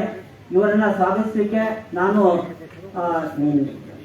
ಇವರಿಗೆ ಶ್ರೀ ಗುರುನಾಥ್ ಗಡ್ಡೆ, ಡಾಕ್ಟರ್ ಅಬ್ದುಲ್ ಖದೀರ್ ಸಾಹೇಬರು ಹಾಗೂ ಸೈಯದ್ ಅಬ್ದುಲ್ ಸತ್ತಾರ್ ಅವರು ಹಾಗೂ ಅದೇ ರೀತಿಯಾಗಿ ಜಮಾತ್ ಇಸ್ಲಾಮಿ ಮಹಿಳಾ ವಿಂಗದ ಕನ್ವೀನರ್ ಅವರು ಕೂಡ ಅವರಿಗೆ ಸನ್ಮಾನವನ್ನು ಮಾಡಬೇಕು. ಇಂದು ಡಾಕ್ಟರ್ ಬಸವರಾಜ್ ಪಾಟೀಲ್ ಅಷ್ಟೂರ್ ಸರ್ ಇಲ್ಲ, ಹೀಗಾಗಿ 3ರಿಗೆ ಸನ್ಮಾನವನ್ನು ಮಾಡಲಾಗ್ತಾ ಇದೆ. ಶ್ರೀ ಬೆಲ್ದಾಳ್ ಶರಣರು ಚಿಕ್ಕ ವಯಸ್ಸಿನಿಂದಲೇ ಶರಣರ ಮಾರ್ಗದಲ್ಲಿ ತೊಡಗಿಸಿಕೊಂಡಿದ್ದಾರೆ. ಶರಣರಂತೆ ಅವರ ಬದುಕು, ಅವರು ಹಲವಾರು ಪುಸ್ತಕಗಳನ್ನು ಬರೆದಿದ್ದಾರೆ. ಶರಣ ಸಂಸ್ಕೃತಿಗೆ ಅವರ ಕೊಡುಗೆ ಅಪಾರವಾದಂಥದ್ದು. ಅವರು ಜಮಾತೆ ಇಸ್ಲಾಮಿ ಹಿಂದ್ ಜೊತೆ ಒಳ್ಳೆಯ ಸಂಬಂಧವನ್ನು ಹೊಂದಿಕೊಂಡಿದ್ದಾರೆ. ಹಾಗೂ ಇವರ ಮುಖ್ಯವಾದ ಗ್ರಂಥ ಶೂನ್ಯ ಸಂಪಾದನೆ ರಹಸ್ಯ, 4 ವ್ಯಾಲ್ಯೂಮ್ಸ್ನಲ್ಲಿ ಈ ಗ್ರಂಥವನ್ನು ಇವರು ಬರೆದಿದ್ದಾರೆ. ಇವರ ಇನ್ನೊಂದು ಸಂಶೋಧನಾ ಗ್ರಂಥ ವಚನ ತತ್ವಾನುಭವ ಮತ್ತು ವಚನಗಳಲ್ಲಿ ಶಿವಯೋಗ ಸುಖ ಮುಂತಾದ ಗ್ರಂಥಗಳನ್ನು ಇವರು ಬರೆದಿದ್ದಾರೆ. ಅದೇ ರೀತಿಯಾಗಿ ನಾವು ಅಷ್ಟೂರು ಗ್ರಾಮದ ಶ್ರೀ ಬಸವರಾಜ್ ಪಾಟೀಲ್ ಅವ್ರಿಗೂ ಕೂಡ ಇಲ್ಲಿ ಸನ್ಮಾನವನ್ನು ಮಾಡಲಿಕ್ಕೆ ಇದೆ, ಆದರೆ ಅವರು ಇವತ್ತು ಇಲ್ಲ. ಅವರು ಕೂಡ ಗುಲ್ಬರ್ಗಾ ಯೂನಿವರ್ಸಿಟಿಯಿಂದ ಅಕಾಡೆಮಿಕ್ ಕೌನ್ಸಿಲ್ನ ಸದಸ್ಯರಾಗಿ ಕೆಲಸ ಮಾಡಿದ್ದಾರೆ. ಬೀದರ್ ಡಿಸ್ಟಿಕ್ನ ಸೈನ್ಸ್ ಸೆಂಟರ್ನಲ್ಲಿ ಅಧ್ಯಕ್ಷರಾಗಿ ಕೆಲಸ ಮಾಡಿದ್ದಾರೆ. HKE ಸಂಸ್ಥೆಯಲ್ಲಿ ಹಾಗೂ TRS ಸಂಸ್ಥೆಯಲ್ಲಿ ಕೂಡ ಅಧ್ಯಕ್ಷರಾಗಿ ಸಂಸ್ಥೆಯನ್ನು ಮಾಡಿದ್ದಾರೆ. 40 ವರ್ಷಗಳಿಂದ ಅವರು ಶಿಕ್ಷಣ ಕ್ಷೇತ್ರದಲ್ಲಿ ಸೇವೆಯನ್ನು ಸಲ್ಲಿಸಿದ್ದಾರೆ. ಅವರು ಚಿತ್ರದುರ್ಗದ ಶ್ರೀಗಳಿಂದ ವೈದ್ಯಕೀಯ ಪುರಸ್ಕಾರವನ್ನು ಪಡೆದಿದ್ದಾರೆ. ಅವರಿಗೂ ಕೂಡ ಗುಲ್ಬರ್ಗಾ ವಿಶ್ವವಿದ್ಯಾಲಯದಿಂದ ಅವರಿಗೆ ಡಾಕ್ಟರೇಟ್ ಪದವಿಯನ್ನು ನೀಡಲಾಗಿದೆ. ಅದೇ ರೀತಿಯಾಗಿ ಡಾಕ್ಟರ್ ಗುರಮ್ಮ ಸಿದ್ದಾರೆಡ್ಡಿ, ಇವರು ದಿವಂಗತ ಸಿದ್ದಾರೆಡ್ಡಿ ಡಾಕ್ಟರ್ ಅವರ ಧರ್ಮಪತ್ನಿ. ಇವರು ಕೂಡ ಏನಂತಂದ್ರೆ ಕಿತ್ತೂರಾಣಿ ಚೆನ್ನಮ್ಮ ಮಹಿಳಾ ಮಂಡಳಿಯನ್ನು ಸ್ಥಾಪಿಸಿ ಮಹಿಳಾ ಜಾಗೃತಿ ಶಿಬಿರಗಳನ್ನ ಹಮ್ಮಿಕೊಂಡಿದ್ದಾರೆ. ಕಾನೂನು ಅರಿವು ಕಾರ್ಯಕ್ರಮಗಳನ್ನು ಹಮ್ಮಿಕೊಂಡಿದ್ದಾರೆ. ವಿಜಯಪುರದ ಮಹಿಳಾ ವಿಶ್ವವಿದ್ಯಾಲಯ ಸ್ಥಾಪನೆಯಲ್ಲಿ ಕೂಡ ಇವರು ಶ್ರಮಿಸಿದ್ದಾರೆ.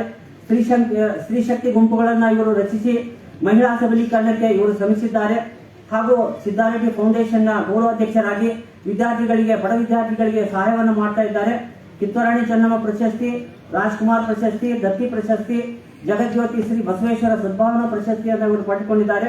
ಹೀಗಾಗಿ ಶಿಕ್ಷಣ, ಸಾಹಿತ್ಯ, ಸಾಮಾಜಿಕ ಕ್ಷೇತ್ರಗಳಲ್ಲಿ ಗಣನೀಯ ಸೇವೆಯನ್ನು ಪರಿಗಣಿಸಿ ಇವರಿಗೆ ಗೌರವ ಡಾಕ್ಟರೇಟ್ ಪ್ರಶಸ್ತಿಯನ್ನು ನೀಡಲಾಗಿದೆ. ಹಾಗೂ ಭಾರತ ಸ್ಕೌಟ್ಸ್ ಮತ್ತು ಗೈಡ್ಸ್ ಜಿಲ್ಲಾ ಮುಖ್ಯ ಆಯುಕ್ತರಾಗಿ ಕೂಡ ಹಾಗೂ ಗ್ರಾಹಕರ ವೇದಿಕೆ ಅಧ್ಯಕ್ಷರಾಗಿ ಕೂಡ ಇವರು ಸೇವೆಯನ್ನು ಸಲ್ಲಿಸಿದ್ದಾರೆ. ಇನ್ನೊಬ್ಬರು ಜನಾಬ್ ಮೊಹಮ್ಮದ್ ಅಯಾಜ್ ಖಾನ್, ಇವರಿಗೆ ಏನಂತಂದ್ರೆ ಮಾಲವಿಯ ಕೇಂದ್ರೀಯ ಕ್ರಿಶ್ಚಿಯನ್ ವಿಶ್ವವಿದ್ಯಾಲಯದಿಂದ ಇದೇ ವರ್ಷದ ಮಾರ್ಚ್ ತಿಂಗಳಲ್ಲಿ ಅವರಿಗೆ ಗೌರವ ಡಾಕ್ಟರೇಟ್ ಪದವಿ ನೀಡಲಾಗಿದೆ. ಇವರು 100 ಎಜುಕೇಶನ್ ಸಂಸ್ಥೆಯ ಅಧ್ಯಕ್ಷರಾಗಿದ್ದಾರೆ ಹಾಗೂ ಶಿಕ್ಷಣ ಕ್ಷೇತ್ರದಲ್ಲಿ ಇವರು ಅಪಾರ ಸೇವೆಯನ್ನು ಸಲ್ಲಿಸ್ತಾ ಇದ್ದಾರೆ. ಆಮೇಲೆ ಕ್ರೈಸ್ಟಲ್ ಎಜುಕೇಷನ್ ಟ್ರಸ್ಟ್ನ ಚೇರ್ಮನ್ ಕೂಡ ಆಗಿ ಕೆಲಸ ಮಾಡ್ತಾ ಇದ್ದಾರೆ. ಇವರು ಒಳ್ಳೆಯ ಸೋಷಿಯಲ್ ಆಕ್ಟಿವಿಸ್ಟ್ ಹಾಗೂ ಒಳ್ಳೆಯ ಲೀಡರ್ಶಿಪ್ ಕ್ವಾಲಿಟಿಯನ್ನು ಹೊಂದಿದ್ದಾರೆ. ಮೋಟಿವೇಶನಲ್ ಸ್ಕಿಲ್ಸ್ಗಳಲ್ಲಿ ಕೂಡ ಮುಂದಿದ್ದಾರೆ. ಹಲವಾರು ನಿಗಮ ಮಂಡಳಿಗಳು, ಬೋರ್ಡ್ನ ನಿರ್ದೇಶಕರು ಹಾಗೂ ಸದಸ್ಯರಾಗಿ ಸೇವೆ ಸಲ್ಲಿಸಿದ್ದಾರೆ. ಅದೇ ರೀತಿಯಾಗಿ ಗೋವಾದಲ್ಲಿ ಸದ್ಭಾವನಾ ಅವಾರ್ಡನ್ನು ಕೂಡ ಪಡೆದುಕೊಂಡಿದ್ದಾರೆ. ಇವರು ಒಬ್ಬ ರಾಷ್ಟ್ರೀಯ ಫಿಗರ್ ಅಂತ ನಾವು ಹೇಳ್ಬೋದು. ಇವರಿಗೂ ಕೂಡ ಇವತ್ತು ಸನ್ಮಾನವನ್ನು ಮಾಡಲಾಗ್ತದೆ. ಹೀಗಾಗಿ ಎಲ್ಲ ಸನ್ಮಾನಿತರಿಗೆ बोले ना क्यों मिलके करते एक साथ लोग मिलके करते. ಜಮಾತ್ ಇಸ್ಲಾಮಿನ ಸ್ಥಾನೀಯ ಅಧ್ಯಕ್ಷರು ಹಾಗೂ ಸದ್ಭಾವನಾ ಮಂಚಿನ ಅಧ್ಯಕ್ಷರು ಹಾಗೂ ಡಾಕ್ಟರ್ ಅಬ್ದುಲ್ ಖದೀಸ್ ಅವರು ಮೂವರು ಕೂಡ ಈ ಗಣ್ಯರನ್ನ ಸನ್ಮಾನಿಸಬೇಕು. ಅವರಿಗೆ ಒಂದು ಪ್ರಶಸ್ತಿ ಪತ್ರವನ್ನು, ಒಂದು ಮೊಮೆಂಟೋವನ್ನು ಕೂಡ ನೀಡಲಾಗ್ತಾ ಇದೆ. ಅವರಿಗೆ ಶಾಲನ್ನು ಹೊದಿಸಿ ನಮ್ಮ ಒಂದು ಸಂಸ್ಥೆಯ ಪರವಾಗಿ ಅವರಿಗೆ ಸನ್ಮಾನವನ್ನು ಮಾಡಲಿಕ್ಕೆ ನಾನು ಕೇಳ್ಕೊಳ್ತಾ ಇದ್ದೇನೆ.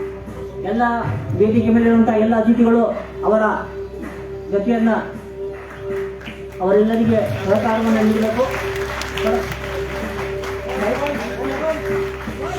ಸೈಡ್ನಿಂದ ಇರಬೇಕು. ಅತಿಥಿಗಳು ಸ್ವಲ್ಪ ಸೈಡ್ ಆಗಿರ್ಬೇಕು. ಅತಿಥಿಗಳು ಸ್ವಲ್ಪ ಸೈಡ್ ಆಗಿರ್ಬೇಕು. ಒಂದು ಸೈಡ್ ಅನ್ನು ಕೊಡಿ.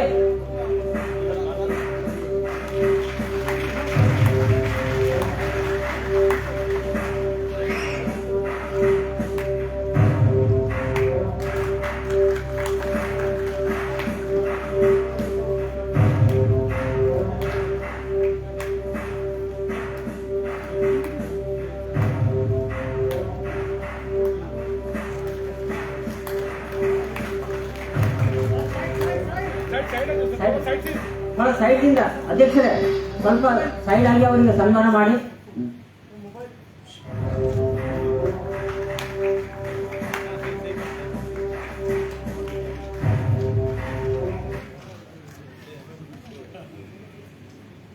ಗೌರವ ಡಾಕ್ಟರೇಟ್ ಪದವಿಯನ್ನ ಪಡೆದುಕೊಂಡಂತಹ ಮಹನೀಯರಿಗೆ ಸನ್ಮಾನವನ್ನು ಮಾಡಲಾಗ್ತಾ ಇದೆ.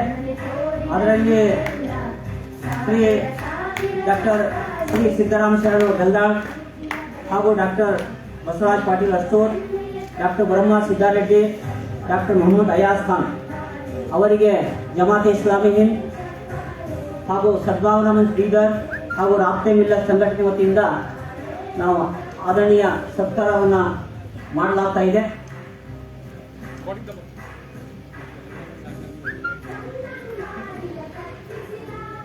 गुलबर्गा यूनिवर्सिटी से जो ऑनररी डिग्री हासिल किए हैं उन हजरात के लिए यहाँ पर सम्मान किया जा रहा है. ಸನ್ಮಾನ ಮಾಡಿರುವಂತಹ ಹಾಗೂ ಸ್ವೀಕರಿಸಿದಂತಹ ಮಹನೀಯರಿಗೆ ಧನ್ಯವಾದಗಳು. ನಮ್ಮ ಮೇಡಮ್ ಅವರು ಒಂದೆರಡು ಮಾತು ಹೇಳ್ಬೇಕು. ಡಾಕ್ಟರ್ ಗುರಮ್ಮ ಸಿದ್ದಾರೆಡ್ಡಿ ಮೇಡಮ್ ಅವರು ಒಂದೆರಡು ಮಾತು ಹೇಳ್ಬೇಕಂತ ನಾನು ಅವರಿಗೆ ಬಂದೆ.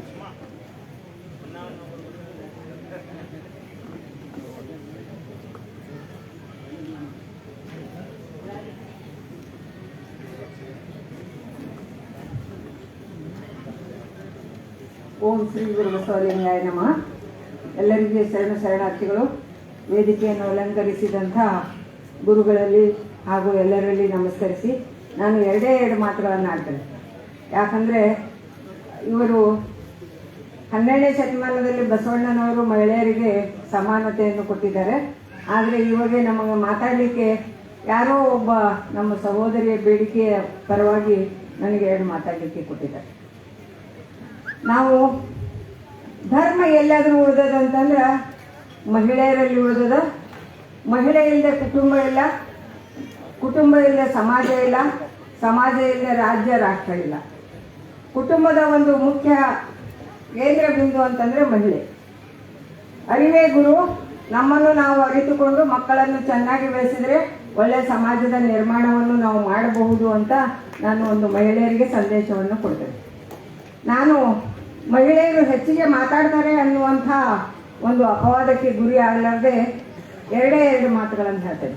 ನಡೆದಂತೆ ನುಡಿ. ನಾವು ನಡೆದಂತೆ ನುಡಿದರೆ ಮಾತ್ರ ನಮಗೆ ಕಿಮ್ಮತ್ತಿರ್ತದೆ, ವರ್ತಿಸಿರ್ತದೆ. ನಾವು ನಡೆದೊಂದು ನುಡಿಯೋದೊಂದು. ನಾವು ಭಾಳ ಗ್ರೇಟ್ ಅದೀವಿ ಅಂತ ಹೇಳ್ಕೊಂಡು ಮಾಡಬಾರ್ದೆಲ್ಲ ಮಾಡಿದೆವು ಅಂತಂದ್ರೆ ನಮಗೆ ಸಮಾಜ ಏನು ಮಾಡಬೇಕು ಅದನ್ನು ಮಾಡ್ಬೇಕು. ನಾವು ಸಮಾಜಕ್ಕೆ ಬದ್ಧರಾಗಿರ್ಬೇಕು ಅಂತಂದ್ರೆ ಒಳ್ಳೆಯ ಗುಣಗಳನ್ನು ಅಳವಡಿಸ್ಕೊಳ್ಬೇಕು. ಅರಿವೇ ಗುರು, ನಮ್ಮನ್ನು ನಾವು ಅರಿತುಕೊಂಡು ಕಾಯಕವೇ ಕೈಲಾಸ ಹಾಗೂ ಸಮಾಜಮುಖಿಯಾಗಿ ನಾವು ಕಾರ್ಯಗಳನ್ನು ಮಾಡಬೇಕು. ನಮ್ಮಿಂದ ಎಷ್ಟು ಸಾಧ್ಯ ಆಗ್ತದೆ ಅಷ್ಟು. ದಾನದ ಬಗ್ಗೆ ಹೇಳಿದರು, ದಾಸೋಹದ ಬಗ್ಗೆ ಹೇಳಿದರು. ನಮ್ಮ ಖದೀರ್ ಸಾಹೇಬರು 22 ಸ್ಟಾಲ್ಗಳನ್ನು ಹಾಕಿ ಬಸವ ಜಯಂತಿ ದಿವಸ ಒಂದು ದಾಸೋಹವನ್ನು ಇಟ್ಟಿದ್ರು. ಅವರೊಬ್ಬರೇ ಅಂತಲ್ಲ, ಇದೇ ಥರ ಸಾಕಷ್ಟು ಜನ, ನಮ್ಮ ವಿಕ್ರಮ್ ಹೇಳ್ತಾ ಇದ್ದ, ನಮ್ಮ ದೋಸ್ತರೆಲ್ಲ ಬಹಳಷ್ಟು ದುಬೈಯಿಂದ ಕಳಿಸ್ತಾರೆ, ಅಲ್ಲಿಂದ ಕಳಿಸ್ತಾರೆ, ಇಲ್ಲಿಂದ ಕಳಿಸ್ತಾರೆ, ದಾನ ಮಾಡ್ತೇವೆ ಅಂತ. ದಾನ, ದಾಸೋಹ ಹಾಗೂ ಅರಿವು ಇವೆಲ್ಲವುಗಳನ್ನು ನಾವು ಅಳವಡಿಸಿಕೊಂಡು ನಡೆದಿದ್ದೆ ಆದರೆ ಮಾನವೀಯತೆಯ ಮೌಲ್ಯಗಳನ್ನು ಅಳವಡಿಸಿಕೊಂಡಾಗ ಮಾತ್ರ ನಾವು ಪರ್ಫೆಕ್ಟ್ ಆಗಲಿಕ್ಕೆ ಸಾಧ್ಯದ. ಯಾರು ಹುಟ್ಟು ಸಾವು ಎಲ್ಲರಿಗೂ ಖಚಿತ, ಆದರೆ ನಾವು ಹುಟ್ಟು ಸಾವಿನ ಮಧ್ಯ ನಾವೇನು ನಡೆದಿರ್ತೇವಲ್ಲ ಆ ದಾರಿಯಲ್ಲಿ ನಾವು ಹೇಗೆ ನಡೆದಿರ್ತೇವೆ ಅನ್ನೋದನ್ನು ಶಾಶ್ವತವಾಗಿ ನಮ್ಮ ಹೆಜ್ಜೆ ಗುರುತುಗಳನ್ನು ಬಿಡಬೇಕಾಗ್ತದೆ. ನಮ್ಮ ಹೆಜ್ಜೆ ಗುರುತುಗಳು ಸರಿಯಾಗಿದ್ದರೆ ನಾವು ಹೋದರೂ ಸಹಿತ ಆ ಹೆಜ್ಜೆಗಳು ಸರಿಯಾಗಿ ಇರ್ತವೆ. ಈಗ ಸಿದ್ದಾರೆಡ್ಡಿ ಅವರು ಹೋಗಿ ಎಷ್ಟು ವರ್ಷ ಆದರೂ ಸಹಿತ ಇನ್ನು ಬೀದರ್ನಲ್ಲಿ ಜನರು ಡಾಕ್ಟರ್ ಸಿದ್ದಾರೆಡ್ಡಿ ಅವರನ್ನು ನೆನೆಸ್ತಾರೆ. ಯಾಕಂದರೆ ಅವರು ಬಡವರ ಸೇವೆಯನ್ನು ಮಾಡಿದರು. ಜನಸೇವೆ, ಜನಾರ್ದನ ಸೇವೆ. ನಮ್ಮ ಇವರು ಹೇಳಿದ್ರು ಅಧ್ಯಕ್ಷರು, ನಾವು ಸೇವೆಯನ್ನು ಅರಿತು ಮಾಡಬೇಕು. ಬಡವರ ಕಡೆ ನೋಡಿದಾಗ ಮಾತ್ರ ಬಡವರಲ್ಲಿ ದೇವರಿದ್ದಾನೆ ಅಂತ. ನಾವು ಬಡವರಲ್ಲಿ ದೇವರಿದ್ದಾನೆ ಅಂತ ಬಾಯಿಂದ ಹೇಳೋದಕ್ಕಿಂತ ನಾವು ಕೃತಿಯಲ್ಲಿ ಮಾಡಿದರೆ ನಮಗೆ ಒಂದು ಹೆಚ್ಚಿನ ಮನ್ನಣೆ ದೊರೀತದ ಅಂತ ಹೇಳಿ ಮಹಿಳೆಯರು, ಸಹೋದರಿಯರು ನಮ್ಮ ಸಂಸಾರ ಉಳಿಬೇಕಾದ್ರೆ, ಸಮಾಜ ಉಳಿಬೇಕಾದ್ರೆ, ನಮ್ಮ ಮಕ್ಕಳು ಚೆನ್ನಾಗಿ ಆಗ್ಬೇಕಾದ್ರೆ, ನಮ್ಮ ಮಕ್ಕಳು ಕುಡಿದು ಬಂದಾಗ ನಾವು ಬಹಳ ಮಾಡರ್ನ್ ಅದನ್ರಿ, ಭಾಳ ಫ್ಯಾಷನೇಬಲ್ ಅದನ್ನ, ನಮ್ಮ ಮಗ ಸ್ವಲ್ಪ ತಗೋತಾನ ಅಂದೇವಂದ್ರೆ ಅವ ಮರುದಿನ ಕುಡಿದು ರೋಡ್ ಮೇಲೆ ಬಿಡ್ತಾನೆ. ಆವಾಗ ನಾವು ಸಮಾಜಕ್ಕೆ ಮಾದರಿ ಆಗುವ ಬದಲು, ಸಮಾಜಕ್ಕೆ ನಾವು ದಾರಿದೀಪ ಆಗುವ ಬದಲು ಸಮಾಜಕ್ಕೆ ಮಾರಕವಾಗುತ್ತೆ. ಅದಕ್ಕೆ ನಾವು ಸಮಾಜಮುಖಿಯಾಗಿ ಕಾರ್ಯವನ್ನು ಮಾಡಬೇಕು. ಇದು 2 ನಿಮಿಷ ಆದ್ರೂ ನಾವು ಬೇಡ್ಕೊಂಡು ತಗೊಂಡಿದ್ದದ. ಅದಕ್ಕೆ ನಾನು ಹೆಚ್ಚಿಗೆ ಮಾತಾಡಲಾರ್ದೆ, ಹೆಣ್ಮಕ್ಳು ಹೆಚ್ಚಿಗೆ ಮಾತಾಡ್ತಾರೆ ಅನ್ನೋದೊಂದು ಅಪವಾದಕ್ಕೆ ಗುರಿ ಆಗಲಾರ್ದೆ ಎಲ್ಲರಿಗೆ ವಂದಿಸಿ ನನ್ನ 2 ಮಾತುಗಳನ್ನು ಮುಗಿಸ್ತೀನಿ. ಜೈ ಹಿಂದ್, ಜೈ ಕನ್ನಡ.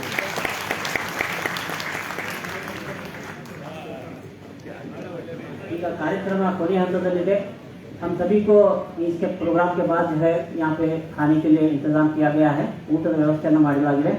ತಾವೆಲ್ಲರೂ ಈ ಒಂದು ಊಟದಲ್ಲಿ ಭಾಗವಹಿಸಬೇಕು. ಅದಕ್ಕಿಂತ ಮುಂಚೆ ಈ ತಮ್ಮ ಧನ್ಯವಾದಗಳನ್ನು ಅರ್ಪಿಸಲಿಕ್ಕೆ, ವಂದನಾರ್ಪಣೆ ಹೇಳಲಿಕ್ಕೆ ನಾನು ಶಾಹೀನ್ ಗ್ರೂಪ್ ಆಫ್ ಇನ್ಸ್ಟಿಟ್ಯೂಷನ್ದ ಅಧ್ಯಕ್ಷರಾಗಿರುವಂಥ ಡಾಕ್ಟರ್ ಅಬ್ದುಲ್ ಖದೀರ್ ಸಾಹೇಬ್ರನ್ನ ವಿನಂತಿಸಿಕೊಳ್ಳಿ.